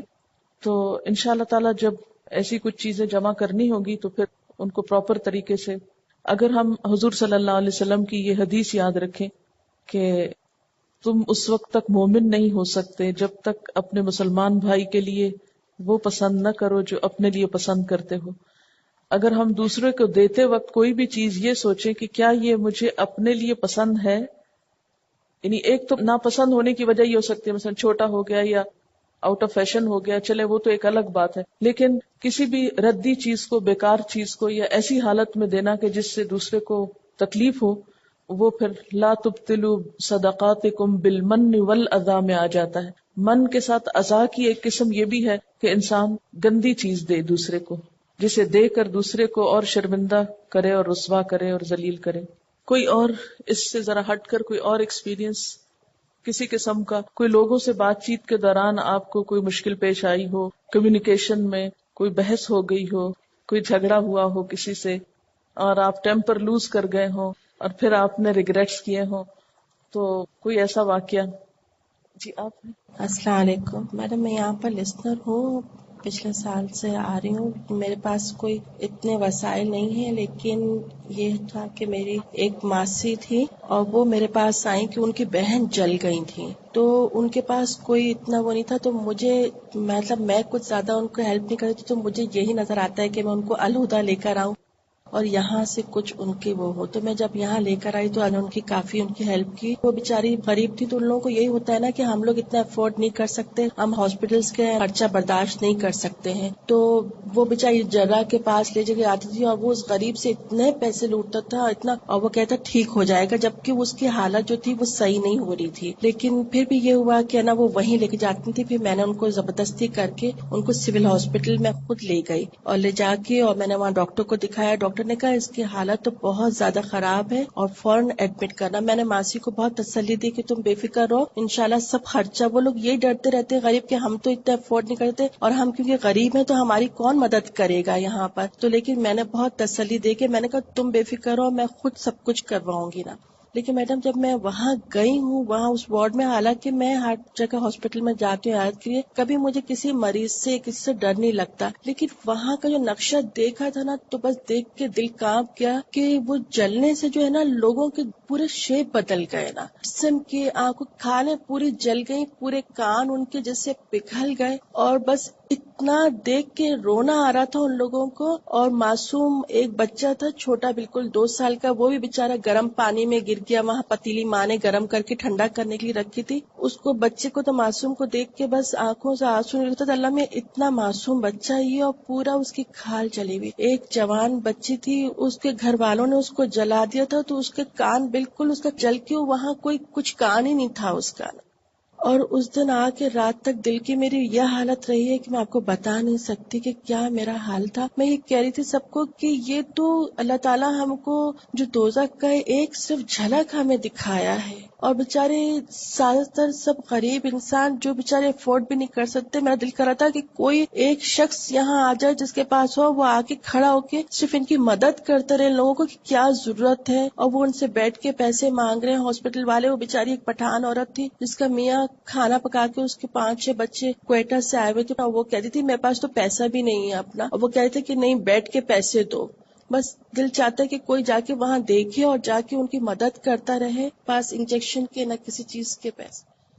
یہ جو جلنے کی بات کی ہے یہ واقعی بہت ہی تکلیف دہ چیز ہے. مجھے ابھی حرم میں چونکہ ہر طرح کے دنیا بھر سے لوگ آئے ہوئے ہوتے ہیں، تو مجھے ایک بالکل چھوٹی سی بچی 5-6 سال کی ہوگی، اس کو دیکھنے کا اتفاق ہوا. اور ہوا یہ کہ میں نے نماز شروع کی تو اچانک وہ میرے سامنے کہیں پلر کے پاس بیٹھی ہوئی تھی، اور پیچھے سے وہ بالکل ٹھیک تھی، ہاتھ پاؤں وغیرہ، ایک سائڈ چہرے کی بھی بالکل ٹھیک تھی، جس سے پتہ چل رہا تھا کہ انتہائی خوبصورت بچی. لیکن دوسری طرف آپ یقین مانے یہ ساری کھال یہاں سے یہاں تک لٹکی ہوئی، اور کان اور یہ جگہ، اور ایک ہی چہرے پر یعنی ایک نظر ڈال کر دوسری ڈالی نہیں جا رہی تھی. اور پھر آیات بھی بعض اوقات اس طرح کی ہوتی ہیں کہ وہ زیادہ تر مکہ میں مکی صورتیں پڑھی جا رہی تھی جس میں کسی نہ کسی طرح آخرت کا ذکر، دوزخ کا ذکر آ جاتا ہے. تو میں یہ سوچ رہی تھی کہ ہم سوچتے ہی نہیں، تصور ہی نہیں کرتے کہ وہ آگ کیا چیز ہے. دنیا میں بھی ان پیشنٹس کی مدد کرنا اور یہ سب خیر کے کام کرنا بہت اچھا ہے، لیکن اس سے آگے بڑھ کر بھی سوچنا ہے کہ جتنے لوگ غلط کام کر کر کے لا علمی میں، نادانی میں، غفلت میں، سرکشی میں اپنے لیے آخرت کی جہنم کما رہے ہیں، ان کو کیسے پکڑیں گے. مجھے تو ہمیشہ جلے ہوئے لوگوں کو دیکھ کر صرف یہ خیال نہیں آتا کہ یہاں پر ان کو کچھ انجیکشن لگوا دیے جائیں یا صرف ان کی مدد کر دی جائے، وہ تو کرنی ہی چاہیے، لیکن ہمیں اس سے آگے بڑھ کر اللہ تعالیٰ فرماتے قوا انفسکم واہلیکم نارا، اپنے آپ کو اور اپنے گھر والوں کو آگ سے بچاؤ. ابھی جب وہ بچی کی بات بتا رہی تھی تو آپ کے ذہن میں آئے گا کہ ہائے ماں کیسے غافل تھی کہ اس نے بچی کو پتیلے میں گرنے دیا. ماؤں پہ عام طور پہ آتا ہے نا کہ ابلتی چائے رکھ دی کہیں یا کچھ پکا ہوا رکھ دیا اور بچے نے کھینچ کے اپنے اوپر پھینک لیا یا گر گیا بچہ بھاگتے دوڑتے. تو میں سوچتی ہوں کہ دنیاوی اعتبار سے بھی ماں باپ کو لوگ بلیم کرتے ہیں کہ انہوں نے بچوں کی کیئر نہیں کی یا اس وجہ سے جل گئے. تو اللہ تعالیٰ جب فرماتے ہیں کہ قوا انفسکم واہلیکم نارا، اپنے آپ کو اور گھر والوں کو آگ سے بچاؤ، تو آخرت کی آگ سے بچانے کے لیے ہم مائیں کتنی فکر مند ہیں. کیوں؟ اس لیے کہ وہ آگ ہماری آنکھوں سے چھپی ہوئی ہے، وہ ہماری نظروں سے غائب ہے، اس لیے ہم اس کی فکر نہیں کرتے. نبی صلی اللہ علیہ وسلم نے کیا فرمایا تھا کہ میں تم کو پکڑ پکڑ کے کھینچ رہا ہوں اور تم ہو کہ پروانوں کی طرح آگ پہ پڑ رہے ہو. یعنی کتنا کچھ کرنے کی ضرورت ہے. ہماری بہت بڑی مشکل جو ہے وہ سخت قسم کی بے حسی، پرواہ ہی نہیں دنیا میں کیا ہو رہا ہے، آخرت میں کیا ہونے والا ہے، غفلت، سستی، کوتاہی، بس ٹھیک ہے ہو جائے گا. یوں لگتا ہے کہ ایک نشے کی سی کیفیت ہے نا امت پر. یہ صرف پاکستان کا حال نہیں، ہر جگہ کا مجھے تو یہی حال لگتا ہے، پرواہ ہی نہیں کسی بات کی. السلام علیکم. میرے گروپ میں میڈم ایک اسٹوڈنٹ نے کام کیا جو بظاہر بہت چھوٹا سا لگتا ہے لیکن مجھے وہ بہت بڑا لگا. بظاہر وہ بہت شائع اور کوائٹ ہیں. تو انہوں نے بتایا کہ اس چھٹیوں کے دوران ان کی فیملی میں کوئی ڈیتھ ہو گئی اور وہ 2 خاندان ایسے تھے جن میں آپس میں بالکل بائیکاٹ تھا، ملنا جلنا نہیں تھا. تو انہوں نے یہ کیا کہ دوسری جو فیملی تھی ان کی بڑی خاتون کو خود بلا لیا یہ کہہ کے کہ یہاں ڈیتھ ہوگی ہے تو آپ آ جائیں. یہ کہتی ہیں کہ میں بہت ڈر رہی تھی کیونکہ اس کے کانسیکوینسز بہت خراب بھی ہو سکتے تھے. اور جب وہ آئیں تو واقعی سب لوگ ایک دم بہت حیران پریشان رہ گئے کہ یہ کیوں آئی ہیں اور کیسے آئی ہیں اور ان کو کس نے بلایا. تو انہوں نے اس وقت آگے بڑھ کے کہا کہ میں نے بلایا. اور کہتی ہیں کہ میں اتنی خوفزدہ تھی کہ اس کا کچھ بھی انجام ہو سکتا ہے، وہ سب میرے پہ پلٹ سکتے ہیں کہ آپ کو کیوں بلایا آپ نے ہمارے بہاف پہ. لیکن اتنا زبردست کام یہ ہے کہ ان دونوں خاندانوں میں صلح ہو گئی. مطلب مجھے یہ اتنی بڑی بات لگی. بظاہر یہ کوئی بہت بڑا کام نہیں لگتا لیکن یہ بہت بڑا کام ہے، اتنا بڑا رسک لینا. اور نماز روزے حج زکات سے زیادہ بڑا کام. اور سب سے بڑی بات میڈم کہ وہ اتنی یعنی کوائٹ اور شائع ہے کہ میں ایکسپیکٹ نہیں کر رہی تھی ان سے. انہوں نے خود یہ کہا اور ان کی ایک بات اتنی اچھی جو انہوں نے سم اپ کیا یہ کہتے ہوئے کہ ہر ایک کی زندگی میں کوئی پرابلمز ہوتی ہیں، مشکلات ہوتی ہیں. تو میں نے یہ سوچ کے کیا کہ میں آج ان میں صلح کراؤں گی تو اللہ تعالیٰ میری مشکل کو دور کرے گا. جزاک اللہ.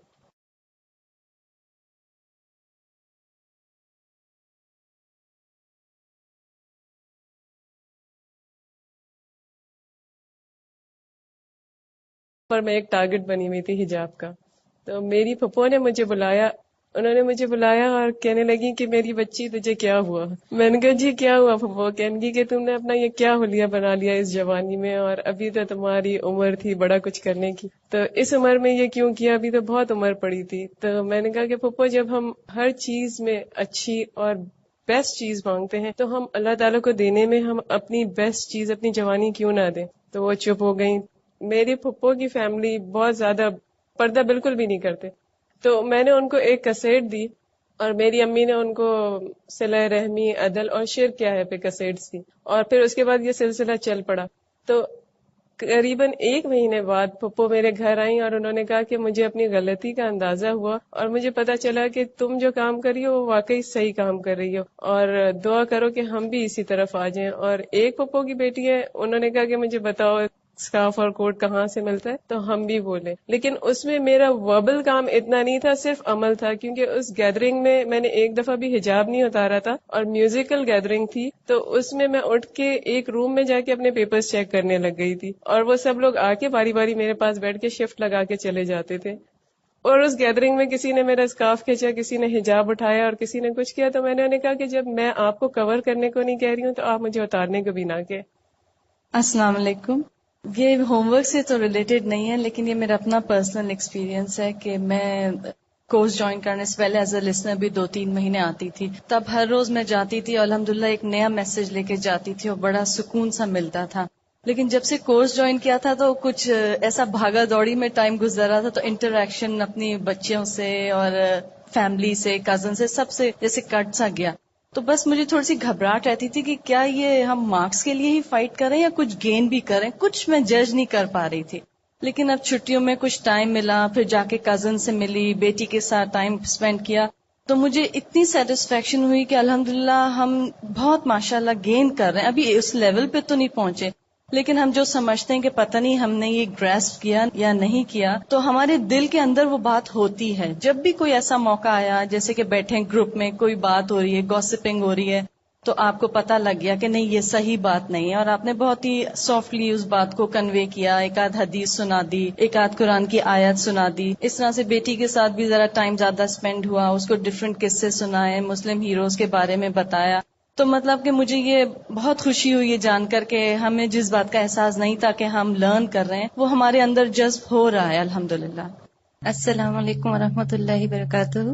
ہمارے گروپ میں الحمدللہ کافی اسٹوڈینٹس نے کافی کام کیا ہے، سب نے تقریباً. تو کل میں ایک اسٹوڈینٹ کا پڑھ رہی تھی تو بڑا مجھے اچھا لگا ان کا نا کہ کیا کیا انہوں نے کہ جیسے ان کے فادر بہت بیمار تھے، تو کہتی ہیں میں جاتی تھی اپنے فادر کے پاس بیٹھتی تھی، ان کو پھر میں برش کرواتی تھی، تو پھر اس کے بعد ان کو میڈم کی ایک کیسٹ لگا دیتی تھی اور وہ سنتے رہتے تھے. اس کے علاوہ ان کا جو دوسرا کام تھا وہ یہ تھا کہ کسی بچی کی شادی تھی ان کی فیملی میں، تو وہ ذرا شاید معاشی مسائل کا شکار تھے، تو انہوں نے پھر ان کے لیے ساری فیملی سے پیسے اکٹھے کیے اور ان کے لیے شادی کا ان کا بندوبست کیا. تو یہ مجھے بہت اچھا لگا. ویسے الحمدللہ سب کا بہت اچھا رہا. بات یہ کہ یہ خوشی اور غم دونوں چیزیں ساتھ ساتھ ہیں. بس جب انسان کا اللہ تعالیٰ سے تعلق ہوتا ہے، زندگی کے حقائق زیادہ بہتر طور پہ معلوم ہوتے ہیں، تو ان سب چیزوں کو زیادہ بہتر طور پر آپ مینج کر سکتے ہیں. اور ایک نظر بدل جاتی ہے تو پھر غم بھی ہلکے ہو جاتے ہیں، کیونکہ دس از پارٹ آف لائف. ہم سب جس طرف جا رہے ہیں اور جو کچھ کر رہے ہیں، ہمارے ایم آف لائف یہ بن چکا ہے کہ ہم زیادہ سے زیادہ خوشیاں حاصل کریں. مصنوعی طریقوں سے بعض اوقات خود کو خوش کرنے کی کوشش کرتے ہیں، مادی چیزوں سے زیادہ اپنے آپ کو بہلانے کی کوشش کرتے ہیں، لیکن لائف کے فیکٹس کچھ اور ہیں جن کی طرف ہم سب کو توجہ کرنے کی ضرورت ہے. السلام علیکم. میرے گروپ میں ابھی 2 لوگوں نے تو آ کے بتایا جو ہاسپٹل گئے تھے. ایک آنٹی نے بتایا کہ وہ پنجاب گئی تھی، انہوں نے پہلے ہی بتا دیا تھا اپنے ریلیٹیوز کو کہ میں آ رہی ہوں اور کچھ کروانا چاہ رہی ہوں، تو انہوں نے پہلے سے کچھ لوگوں کو بتا کے رکھا ہوا تھا. تو انہوں نے البقرہ کی کیسٹس وہاں پر چلائیں اور صبح سے شام تک ان کی کیسٹ کلاس ہوتی تھی. بیچ میں صرف کھانے کے لیے تھوڑی دیر کے لیے وہ بریک کرتے تھے اور پھر اسٹوڈینٹس آ جائے کر 3 بجے کے بعد 3 بجے سے 5 بجے تک پھر دوبارہ ہوتی تھی. تو یہ پورا سورہ البقرہ کو ختم کروا کر تو پھر آئیں. اور اس کے علاوہ ایک اور آنٹی نے بتایا کہ سارے رشتے دار ان کے گھر اکٹھے ہوئے، تو انہوں نے جتنا قرآن پڑھ چکے تو انہوں نے کچھ آیات سلیکٹ کر لی تھی جو وہ فیل کر رہی تھی کہ ان کے لیے بتا سکتے ہیں، کہ کسی کو یہ بتا سکتے ہیں، کسی کو یہ. تو ان کی ایک بھابھی تھی، شاید بیوہ تھی، تو انہوں نے اپنے کسی اور کو وہ یتیموں کے بارے میں جو آیات تھیں تو وہ پڑھ کے سنائیں کہ ان کے ساتھ قرآن میں سلوک کرنے کا اتنا اجر بتایا گیا. میں ان سے پوچھتی کہ آپ نے کچھ اچھا اثر دیکھا بھی؟ تو بتاتے ہیں کہ اچھا اثر دیکھا بھی انہوں نے، کہ انہوں نے آپس میں ایک دوسرے کے ساتھ اچھا سلوک کرنا سکھایا نا. اس دفعہ میرا طائف جانا ہوا، اور طائف کے پہاڑ بھی کافی بڑے بڑے ہیں اور موسم میں بھی بہت فرق، لیکن پتہ نہیں جا کر خوشی کے بجائے دل میں ایک عجیب سی پکڑ سی تھی نا کہ حضور صلی اللہ علیہ وسلم یہاں تشریف لائے تھے تو ان کے ساتھ کیا ہوا تھا. اور حضرت عبداللہ بن عباس کے بارے میں نے کافی کچھ پڑھا ہے، ان کی احادیث وغیرہ بھی، اور یہ بھی کہ آپ صلی اللہ علیہ وسلم نے ان کو حبر الامہ کا خطاب دیا. حبر الامہ کا مطلب ہے حبر احبار، اس کی جمع ہے عالم کے معنوں میں، کہ اس امت کے عالم ہیں، قرآن پاک کے مفسر ہیں، اور صحابہ کرام میں سب سے زیادہ تفسیر کا علم جو ہے وہ ان کے پاس تھا. آپ صلی اللہ علیہ وسلم نے ان کے لیے دعا بھی کی تھی. اور اتفاق کی بات یہ کہ جو ہماری یعنی نسل جہاں سے چلتی ہے وہ حضرت عباس اور عبداللہ بن عباس کے تھرو سے آتی ہے، تو اس اعتبار سے بھی ایک یعنی خاندانی نسبت کے اعتبار سے بھی وہ ایک ان کے ساتھ ایک، جب بھی میں ان کے بارے میں پڑھتی ہوں تو بہت اچھا لگتا ہے. تو مجھے پہلی دفعہ پتا چلا کہ وہ طائف میں دفن ہے، اور وہاں پر ان کے مسجد بھی اور جہاں وہ پڑھاتے تھے اور جو ان کی قبر وغیرہ، تو وہاں پر بھی جانے کا اتفاق ہوا. بس یہ ہے کہ ان ساری جگہوں کو عموماً ایک پکنک پوائنٹ بنا دیا گیا ہے. لرننگ اور ایجوکیشنل چیزیں جو ہیں وہ بہت کم نظر آتی ہیں، اور اس پہ بہت افسوس ہوتا ہے. اگر کسی بھی اور ملک میں جائیں تو یہ چیز دیکھنے میں آتی ہے کہ وہاں پر چھوٹی چھوٹی جگہوں کو انہوں نے ایجوکیشنلی اتنا زیادہ اسٹیبلش کیا ہوا ہے اور اتنا اس کو مینٹین کیا ہوا ہے، لیکن ہمارے جو تاریخی مقامات ہیں وہ سب اسی چیز کی نظر ہو گئے. اور ایک اور وجہ شاید یہ بھی ہے کہ ہمارے ہاں لوگ ہر چیز سے پھر مانگنا شروع کر دیتے ہیں، اور کوئی اچھی کتاب پڑھی ہو جس سے وہ بہت انسپائر ہوئی ہو، یا بہت ہی مفید کتاب تھی جس سے کوئی خاص بات انہوں نے سیکھی ہو، تو وہ آئیں اور بات کریں اور اس کتاب کا نام بتائیں اور کیا سیکھا آپ نے. پھر اس کے بعد یہ ہے کہ سکلز کی بات ہوگی جس میں کچھ مہارتیں آپ کو سیکھنا تھیں، اور خاص طور پر خواتین ہونے کے حوالے سے گھریلو مہارتیں. تو ان مہارتوں میں آپ بتائیں گے کہ کون سی چیز آپ نے نئی سیکھی اور اس کا اثر کیا ہوا، اس کے سیکھنے کا آپ کو یا گھر والوں یا دوسروں کو کیا فائدہ پہنچا. آ جائیے آپ. السلام علیکم. میں نے ایک چھوٹی سی بک پڑھی تھی، آلموسٹ 70 پیجز کی تھی، weeping from the fear of Allah. یہ ایک عربک میں بک تھی جس کی ریسنٹلی ٹرانسلیشن ہوئی تھی، لائک اباؤٹ 2 years بیک. کافی عرصے میرے پاس پڑھی ہوئی تھی اور میں نے سوچی تھی کہ میں اس کو پڑھوں گی. جب چھٹیاں ہوئی تو I thought about another book Minhaj al-Muslim. 2 volumes پر ہے، but since I had to go for عمرہ میرے پاس ٹائم نہیں تھا، تو میں ایک دن میں یہ بک پڑھی. کافی مجھے اس نے ہیلپ، میں نے اس کے نوٹس بنائے، چھوٹے چھوٹے پوائنٹس میں نے لکھے جو کہ وہاں پہ مجھے اس نے کافی ہیلپ کیا تھا. اس میں بیسیکلی انہوں نے بتایا کہ رونا کیوں ضروری ہوتا ہے اللہ کے ڈر سے، اور انہوں نے بتایا کہ کیوں ہمیں نہیں ہے یہ بات کہ ہم لوگ اللہ کے ڈر سے روتے نہیں ہیں. اور انہوں نے بتایا کہ کس طرح سے ہم لوگ، انہوں نے ویری پریکٹیکل سٹیپس بتائے کہ کس طرح ہم لوگ رو سکتے ہیں اللہ کے ڈر سے اور امپورٹنٹ کیوں ہے. اور اینڈ بھی انہوں نے ایسے کیا کہ جب ہم لوگ روتے ہیں اللہ کے ڈر سے تو اینڈ میں ہم لوگ کو کیا فائدہ ہوتا ہے. بیسیکلی انہوں نے یہی بتایا کہ بالکل جو مین چیزیں ہمارے دین کی، اگر ہم لوگ ان کو ہی اپلائی کریں اپنی زندگی میں تو ہمیں کتنا افیکٹ آ سکتا ہے اور کتنا چینج بھی آ سکتا ہے. تو it was a very nice book, بہت چھوٹی سی ہے اور بہت ہیلپ فل بک ہے. رائٹر کا نام ہے عربک نیم شیخ حسین العوائشہ.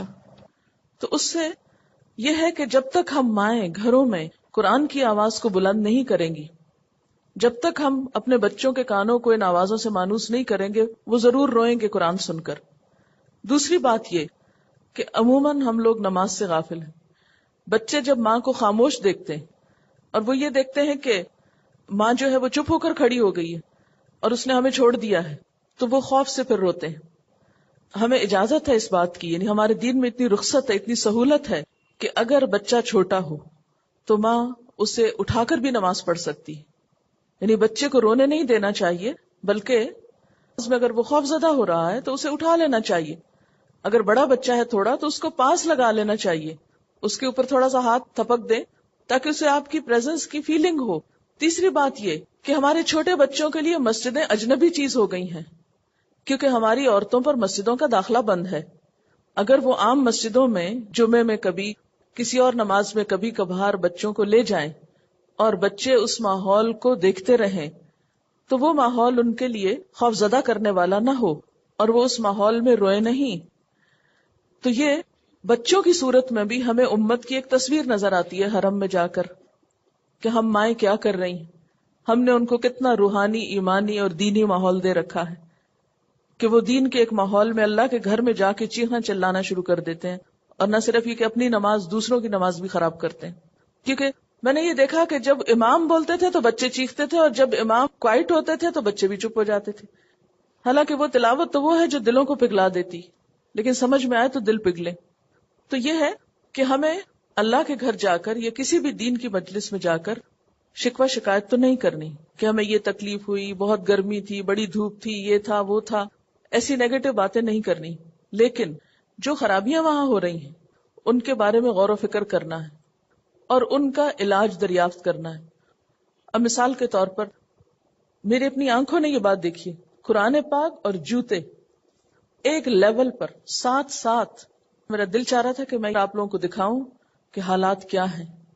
یعنی لوگ اتنے غافل ہو چکے ہیں، اتنے دین سے دور ہو چکے، اتنی بے ادبی بڑھ چکی ہے. نیچے رکھنے کا تو بہت عرصے سے ہی دیکھ رہے تھے، لیکن اب وہ بعض جگہ ایسی ہے مسجد میں کہ جس کے پلرز کے ساتھ ہی ایئر کنڈیشنرز لگے ہوئے ہیں. ایئر کنڈیشنرز ہے ہوا دینے کے لیے تاکہ لوگوں کو گرمی سے بچایا جائے. لوگ اس کے اوپر قرآن پاک رکھ دیتے ہیں، جوتے رکھ دیتے ہیں، اپنے کپڑے اور گٹھڑیاں جا کے رکھ دیتے ہیں. ایک تو اس سے وہ ہوا بند ہو جاتی، یا یہ کہ وہ اسمیل اس کے ساتھ ہی پھر اٹھنے لگتی، اور تیسرا یہ کہ یہ تمیز مٹ جاتی ہے کہ یہ ساتھ کیا رکھا ہوا ہے. پھر چونکہ زائرین کی سہولت کے لیے، نمازیوں کی سہولت کے لیے قرآن پاک ساتھ ساتھ رکھے ہوئے ہیں، تو وہ عموماً کیا کرتے ہیں کہ وہ نماز سے پہلے یا بعد میں اٹھا لیتے ہیں. بچوں کی ریچ تک ہیں، وہ بہت اونچے نہیں شیلفز بنے ہوئے، نیچے بھی رکھے ہوئے ہیں. تو بعض اوقات مائیں اتنی غافل ہوتی ہیں، خود بیٹھ کے گپ شپ کر رہی ہیں اور بچے قرآن پاک لا کے نیچے بچھائے ہوئے ہیں، رکھ رہے ہیں، کھیل رہے ہیں. یعنی اس طرح دل کٹ کے رہ جاتا ہے کہ کہاں سے شروع کیا جائے اور کہاں ختم کیا جائے.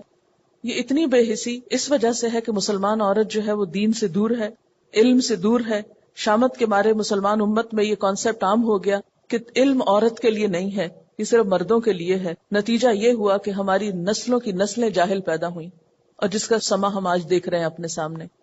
تو جب بھی آپ کو اللہ تعالیٰ ایسی جگہوں پہ لے جائے تو آپ نہ صرف یہ کہ ان مناظر کو دیکھ کر اصلاح کی سوچیں، بلکہ ان لوگوں کے لیے دعا بھی کریں. جو بھی خرابی کرتا نظر آئے وہاں اس کے لیے دعا کریں کہ اللہ ان لوگوں کو ہدایت دے، اور ہدایت کے کوئی سامان ہم سب کے لیے پیدا کرے تاکہ ہم باعزت طور پر اس دنیا میں جی سکیں. کیونکہ وہاں پر پوری دنیا سے، مشرق مغرب شمال جنوب، ہر طرف سے، چاروں طرف سے لوگ جمع ہوتے ہیں، اور وہ ایک پوری پکچر نظر آتی. یعنی یہاں پر تو ہم دیکھتے ہیں اپنے ہی لوگوں کو، اکا دکا کوئی فارنر نظر آ گئے، لیکن وہاں ہر قسم کے لوگ ایک جگہ جمع ہیں، جہاں ہر ایک کی وہ ایک مجموعی شکل امت کی نظر آتی ہے کہ ہو کیا رہا. میں نے ایک کتاب پڑھی تھی حیات صحابہ کے درخشاں پہلو. مجھے اس میں بات بہت اچھی لگی کہ ان پہ اتنی آزمائشیں آئیں اور ان کا ایمان نے مجھے بہت متاثر کیا. ان کے ایمان کی اتنی پختگی ہے کہ کئی دفعہ انسان روتا ہے اس کو پڑھ کے، کہ ایک صحابی ان کو زندہ ان کے اعضاء کاٹے جا رہے ہیں اور وہ لیکن اپنے ایمان پہ جمے ہوئے ہیں کہ میں نے ایمان نہیں چھوڑنا. اور بھی اتنی اچھی وہ کتاب ہے کہ میں چاہوں گی کہ کسی کے پاس ٹائم نکال سکے کوئی تو اسے ضرور پڑھے. اور اسی طرح ایک اور چھوٹی سی کتاب تھی اپنی تربیت کیسے کرے، اس نے بھی مجھے بہت ہیلپ کی کہ گناہ تو ہوں گے اور اللہ سے وعدہ بھی ہم کرتے ہیں کہ اب ہم نہیں کریں گے، پھر ہو جاتے ہیں تو پھر ہم بہت مایوس ہوتے ہیں. تو یہ کتاب بھی بہت اچھی ہے. یہ حیات صحابہ کے درخشاں پہلو اور حیات تابعین کے درخشاں پہلو بہت ہی عمدہ کتاب ہے. اور اس کتاب کی خوبی یہ ہے کہ اس میں بہت طویل واقعات نہیں ہیں. اگر آپ اس کو عادت بنا لیں کہ ایک واقعہ روز پڑھ لیں تو اس سے بھی آسانی سے آپ 10-12 منٹ میں اس کو ایک ایک چیز کو پڑھ سکتے ہیں. اور دن میں 10-12 منٹ نکالنا کچھ مشکل کام نہیں. حقیقت یہ ہے کہ عملی زندگی کی جو روشن مثالیں ہیں وہ انسان کو بہت ہی مدد دیتی ہیں کام کرنے میں، بنسبت اس کے کہ صرف تھیریز پڑھی جائیں. اور کوئی کتاب کے حوالے سے بتانا چاہوں گی، وقت کی کمی کے باعث میں ڈیٹیل تو نہیں بتا سکتی، لیکن اٹس بیوٹیفل بک. رحیق المختوم ہے کتاب کا نام، اور یہ میرے ہسبینڈ نے خود پہلے پڑھی اور پھر مجھے ریکمینڈ کی کہ تم اس کو ضرور پڑھو. تو میں نے یہ کورس شروع ہونے سے پہلے الحمدللہ سٹارٹ کر لی تھی، لیکن بیچ میں جب کورس آیا ظاہر ہے ہمارے لیے ایک نئی چیز تھی، اس میں اتنی مصروف ہو گئی کہ میں اس کو چھوڑ دیا. پھر مجھے جب اسائنمنٹ ملا کے کوئی کتاب پڑھی ہے میں نے کہا چلے میں اس کو کمپلیٹ کر لیتی ہوں. بہت خوبصورت انہوں نے رسول پاک صلی اللہ علیہ وسلم کی ہسٹری، ان کی لائف اور ان کا سارا کچھ جو ہے اتنا ڈیٹیل سے اور اتنا حقیقت پہ مبنی ہر چیز جو ہے جو اس میں لکھی گئی ہے، اور بہت ہی اچھا لگا مجھے پڑھ کے. اور اسپیشلی جب سورۃ انفال کے بارے میں انہوں نے اینڈ پہ لکھا اور وہ ساری جنگ کے بارے میں، تو اٹ ہیلپس می الاٹ. میں نے کہا یہ تو میں نے ابھی پڑھنا ہے، یہ تو بہت اچھی بات ہے کہ یہ ساتھ ساتھ پڑھ لوں. اور ان کی سیرت کے بارے میں بھی پھر انہوں نے اور کتابوں کا بھی بیچ میں حوالہ دیا ہوا ہے کہ اگر آپ سیاسی زندگی رسول پاک صلی اللہ علیہ وسلم کی پڑھنا چاہتے ہیں تو ڈاکٹر حمید اللہ کی یہ بک پڑھے. تو مجھے بہت اچھا لگا کہ صرف اپنے اوپر بھی انہوں نے کہا کہ مجھے ایوارڈ مل گیا ہے تو میں ہی کافی ہوں. انہوں نے دوسرے جو بھی رائٹرز تھے ان کا بھی حوالہ دیا کہ آپ ان کو بھی پڑھیں، اور آپ انشاءاللہ اگر پڑھیں گے تو بہت اچھا لگے گا. اور اس کے علاوہ جو فرسٹ جب چھٹی تھی تو میں بڑی پریشان، اتنی دعا کی اللہ تعالیٰ سے کہ بچے سو کے 12 بجے 1 بجے اٹھتے تھے اور سارے گھر کا نظام ہمارا اپسیٹ ہوا ہوا تھا. تو ان کو میں نے کلر آف اسلام میں داخلہ نہیں کروایا تھا، تو میں نے پھر سوچا کہ چلے ان کو لے کے جاتی ہوں. اگلے دن میں نے بہن کے بچوں کو فون کیا، وہ سب بچوں کو گاڑی میں ڈالا. اماں اگر آپ ہمارے ساتھ جائیں گی دین وی ول گو، ادروائز ہم نہیں جاتے. میں نے کہا چلے ٹھیک ہے میں جاتی ہوں. تو وہ روٹین بنا لی کہ ہر روز ان کو کلر آف اسلام لے کے جاتی تھی اور بڑی بچیوں کو یہاں پہ لے کے آتی تھی. اور ان لوگوں نے اتنا انجوائے کیا، اتنا اچھا یہ تھا. اسپیشلی جو ہارس رائڈنگ، ان کو ایک نئی چیز ملی، نئی چیز دیکھی. انہوں نے کہا کہ ہم سوئمنگ چھوڑ کے ہمیں ہارس لے دیں، ہم اس پہ رائڈ کریں گے. اور دے ریئلی انجوائے اٹ. ان کو پھر میرے خیال میں کسی فن لینڈ بھی لے کے گئے تھے یہ لوگ، انہوں نے وہ بھی بہت اچھا ان کو لگا.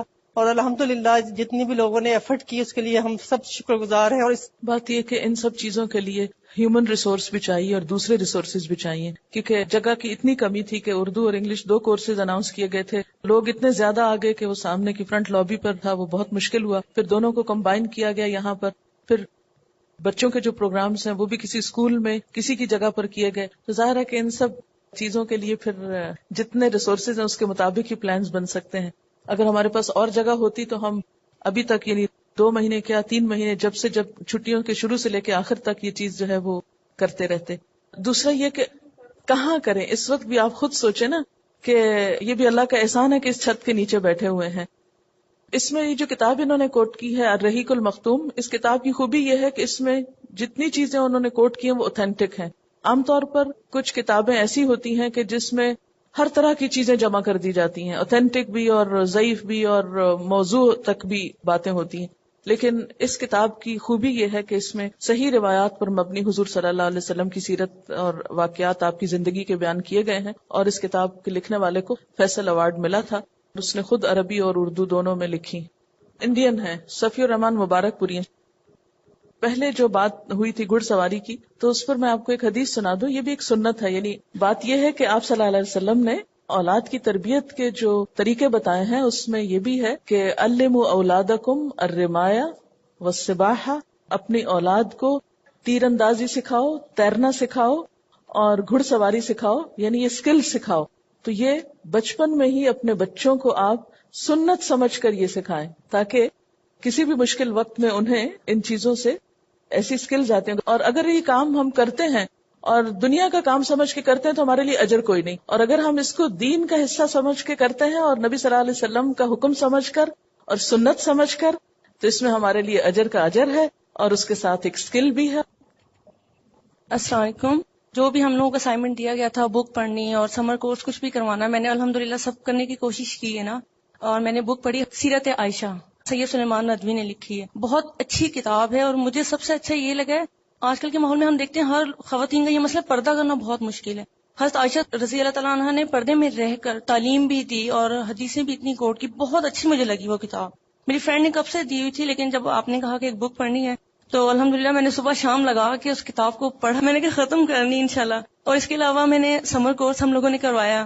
ہم نے 12 سال سے ابو یعنی لیڈیز تک رکھا تھا، لیکن بہت ہمیں یعنی کہ افسوس ہوا کہ خواتین نہیں آئیں، لڑکیاں پھر بھی آئیں. اور اس کے علاوہ میں نے اپنے گھر میں درس کروایا تھا. یہاں سے میری ٹیچر صبا باجی ہیں، نزول باجی کو بلایا تھا. بہت اچھا رسپانس ملا اس کا ہمیں. اور اس کے علاوہ پھر ہم لوگ لانڈی گئے. آپ یقین کریں ہم بول رہے تھے، کوئی توجہ نہیں دے رہا تھا اور وہ بیچ میں کچھ نہ کچھ بولنا شروع کرتے تھے.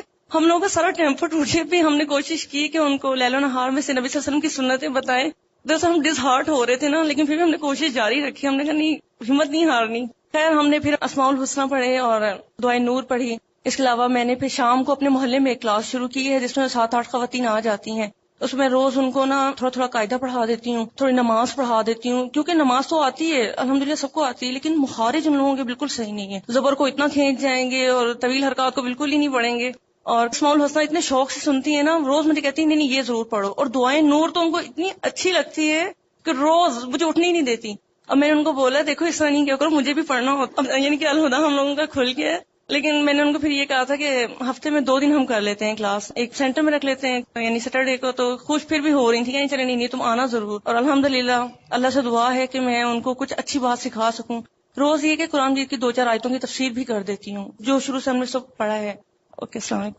اس کا مطلب ہے کہ ایسی اسائنمنٹس آپ کو دی جاتی رہنی چاہیے، پھر آپ کچھ نہ کچھ پڑھ ہی لیں گے. السلام علیکم. میں نے ایک کتاب پڑھی تھی قرآن کی تعلیم، وہ خرم مراد نے لکھی ہے. اس میں ایک سب سے اچھی چیز تھی، اس میں تھا کہ لعنت کے بارے میں تھا. کہ پہلے میں جب لوگوں کو بتانے جاتی تھی قرآن کے بارے میں ڈرتی تھی کہ میری کوئی انسلٹ نہ کر دے، کوئی بحث نہ کر دے. لیکن اس کتاب میں تھا کہ ایک تو اللہ کی لعنت کہ اللہ نے قرآن دیا ہم اس کو آگے تک نہیں پہنچا رہے، دوسری فرشتوں کی لعنت کہ وہ اوپر سے آسمان سے لائے قرآن کو نیچے ہمارے لیے، اور تیسری یہ کہ یعنی کہ ہم لوگ کو علم مل گیا قرآن کا، ہم انسان کو نہ دے تو ان کی بھی لعنت ہمیں ہوگی. جب میں نے یہ پڑھی تو میرا ایک کانفیڈینس آ گیا میرے اندر، نہیں میں نے اب قرآن کے بارے میں بتانا، چاہے میں کوئی بے عزتی کیوں نہ کر دوں. جزاک اللہ. الحمدللہ کہ جو کچھ پڑھا ہو وہ کسی موقع پر دل میں اللہ تعالیٰ ڈال دے تو عمل کا کوئی نہ کوئی راستہ مل جاتا. امید ہے آپ کو وہ آیت یاد آ گئی ہوگی کہ جن کو ہم نے کتاب کا علم دیا پھر وہ اس کو چھپاتے ہیں ان پر لعنت ہے. کیونکہ جب تک اللہ کا دین آگے نہیں جائے گا، لوگوں کی زندگیوں میں ایک روشنی نہیں آئے گی، لوگ مصیبتوں کا شکار ہوں گے، تو جو لوگ اس کے ذمہ دار قرار پائیں گے انہی کی پکڑ ہوگی. السلام علیکم. میڈم مجھے آتا کچھ نہیں لیکن بہت کچھ کرنا چاہتی ہوں اور کوشش کرتی رہتی ہوں. تو میں نے جو زیادہ کام کیا تو میں نے لکھنے کا کیا، اور وہ بھی سمپل. مجھے گناہ کے اثرات جب میں پہلے دن ہی جب پڑھا تو مجھے بہت اچھا لگا. تو اس دن سے میں نے پیپر بنوائے، اور میرے میاں میرا مذاکرات کہتے کہ جب جان جاتی ہے کہتی بھائی یہ بھی پڑھ لینا. تو وہ ایک ہے کہ جس سٹور پہ جس جگہ بھی جاؤں تو بہت کہ مجھے چھوٹی سی چیز ہے، اور آج کل اتنے مسائل ہیں تو ان مسائل کا حل جو ہے وہ بھی اس میں ہے. پھر میں نے یہ کرسچنس کو بھی دیا جتنے کرسچن تھے، اور انہیں بیٹھ کے سمجھایا کہ یہ ہم ساروں کے لیے ہے، صرف مسلمانوں کے لیے نہیں، آپ لوگوں کے لیے بھی ہے. اور اللہ کا شکر ہے کہ لوگ بہت شوق سے لیتے ہیں. جس کے گھر ملنے گئی اور جہاں بھی گئی میں نے یہ سب کو دیے. اور میں ایک پیپر میں نے بنایا تھا کہ اگر ہم اس طرح ہی ملنے چلے جاتے تو وہ سمجھتے کہ ہر کوئی آج کل تو تبلیغ کرنے کے چکر میں, صحیح بات ہے لوگ بات بھی نہیں کرتے ہیں, تو اس کے لیے میں نے ایک پیپر اپنا بنایا. پہلے میں نے فون کر کے ٹائم لیا ان سے, اور پھر میں نے بنایا تھا قرآنک کاؤنسلنگ کے نام سے ایک اپنا پیپر بنایا تھا, اور میرا مقصد کیا اور میں کیوں آئی ہوں آپ کے پاس. تو میں نے ان سے کہا کہ مجھے خود کچھ نہیں آتا, میں اسٹوڈنٹ ہوں, جو مجھے سمجھ آتا ہے میں سوچ رہی ہوں باقی لوگوں کو بھی آ جائے نا. تو انہوں نے پھر پوچھا کہ آپ کس طرح کام کرنا چاہ رہی ہیں, تو میں نے کہا نہیں میں انتظامیہ پہ چھوڑتی ہوں اور پراپر وے سے آنا چاہتی ہوں کہ آپ جس طرح مجھے یہ بتائیں گے میں 1 گھنٹہ دے لوں گی ہفتے میں آپ کو نا. تو خیر انہوں نے مجھے کہا کہ ٹھیک ہے ہم آپ کو فون کریں گے. یہ جو انہوں نے بات کی ہے نا, جیسے کہیں جانے سے پہلے ایک پیپر تیار کیا, اپنی پلاننگ اس پر لکھی اور پھر ملاقات سے پہلے وہ بھیج دیا, یہ ایک بہت اچھا طریقہ ہے. اگر آپ کسی سے بھی ملنا چاہتے ہیں اور آپ اس سے صرف یہ کہہ رہے ہیں کہ ہم آپ سے ملنا چاہتے ہیں یا ہمیں آپ سے کام ہے, تو ہو سکتا ہے وہ آپ کو وقت نہ دے. لیکن اگر آپ پہلے سے تھوڑا سا بتا دیں کہ اس ٹاپک پر, اس موضوع پر یہ بات کرنا چاہتے ہیں, تو اگر وہ بات ان کے فائدے کی ہوگی تو آپ کو موقع بھی دیں گے کہ آپ جا کر ان کے کسی کام آ سکیں. تو ہمیشہ اپنی خدمات جو ہیں ان کو واضح طور پر لوگوں کے سامنے لائیے کہ آپ کسی کی خدمت یا مدد کیا کر سکتے ہیں, تاکہ دوسرے سے آپ کو مایوسی نہ ہو. السلام علیکم. 2 بکس میں نے پڑھی, مجھے بہت پسند آئی ہے. ایک تو شارٹ ہے, آپ صلی اللہ علیہ وسلم کا طریقہ تربیت, مجھے بہت اچھی لگی کتاب. اس کا مجھے رائٹر کا اس وقت نام یاد نہیں آ رہا, لیکن عموماً ہم لوگ کہتے ہیں نا کہ ہم کیسے آگے بتائیں اور حکمت نہیں آتی, تو حکمت سیکھنے کے لیے الحمدللہ یہ حکمت تو اللہ کی دین ہے, لیکن پھر بھی آپ صلی اللہ علیہ وسلم کیسے بات آگے کیا کرتے تھے, بہت اچھی لگی مجھے. تو جن کے پاس وقت ہو وہ ضرور پڑھیں. السلام علیکم.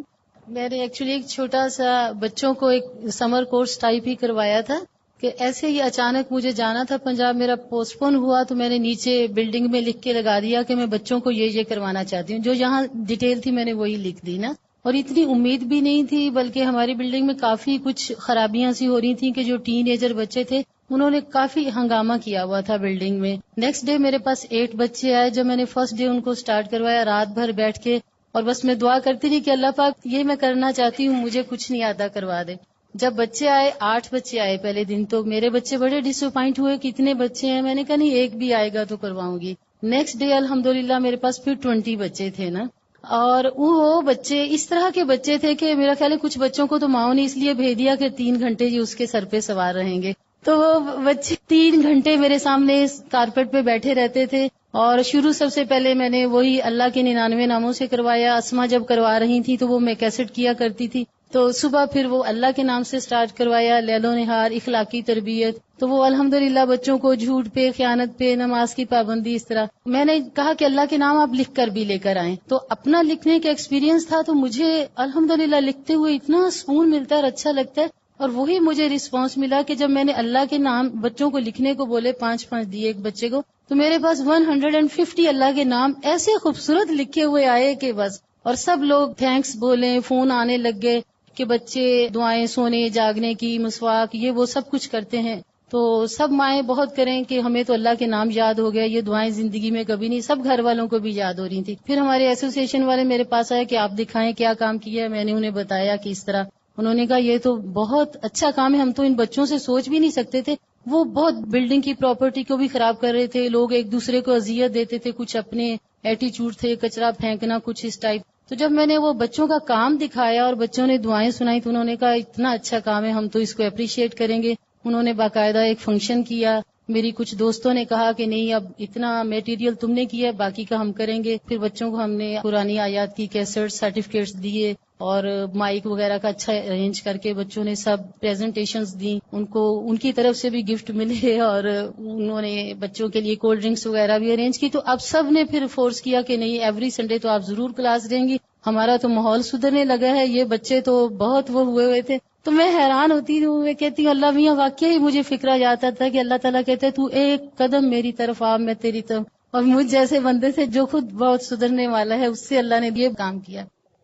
اچھی اگزامپلس یا اچھے کام جب دوسروں کے سامنے لائے جاتے ہیں تو اس سے دوسروں کے اندر بھی شوق پیدا ہوتا ہے.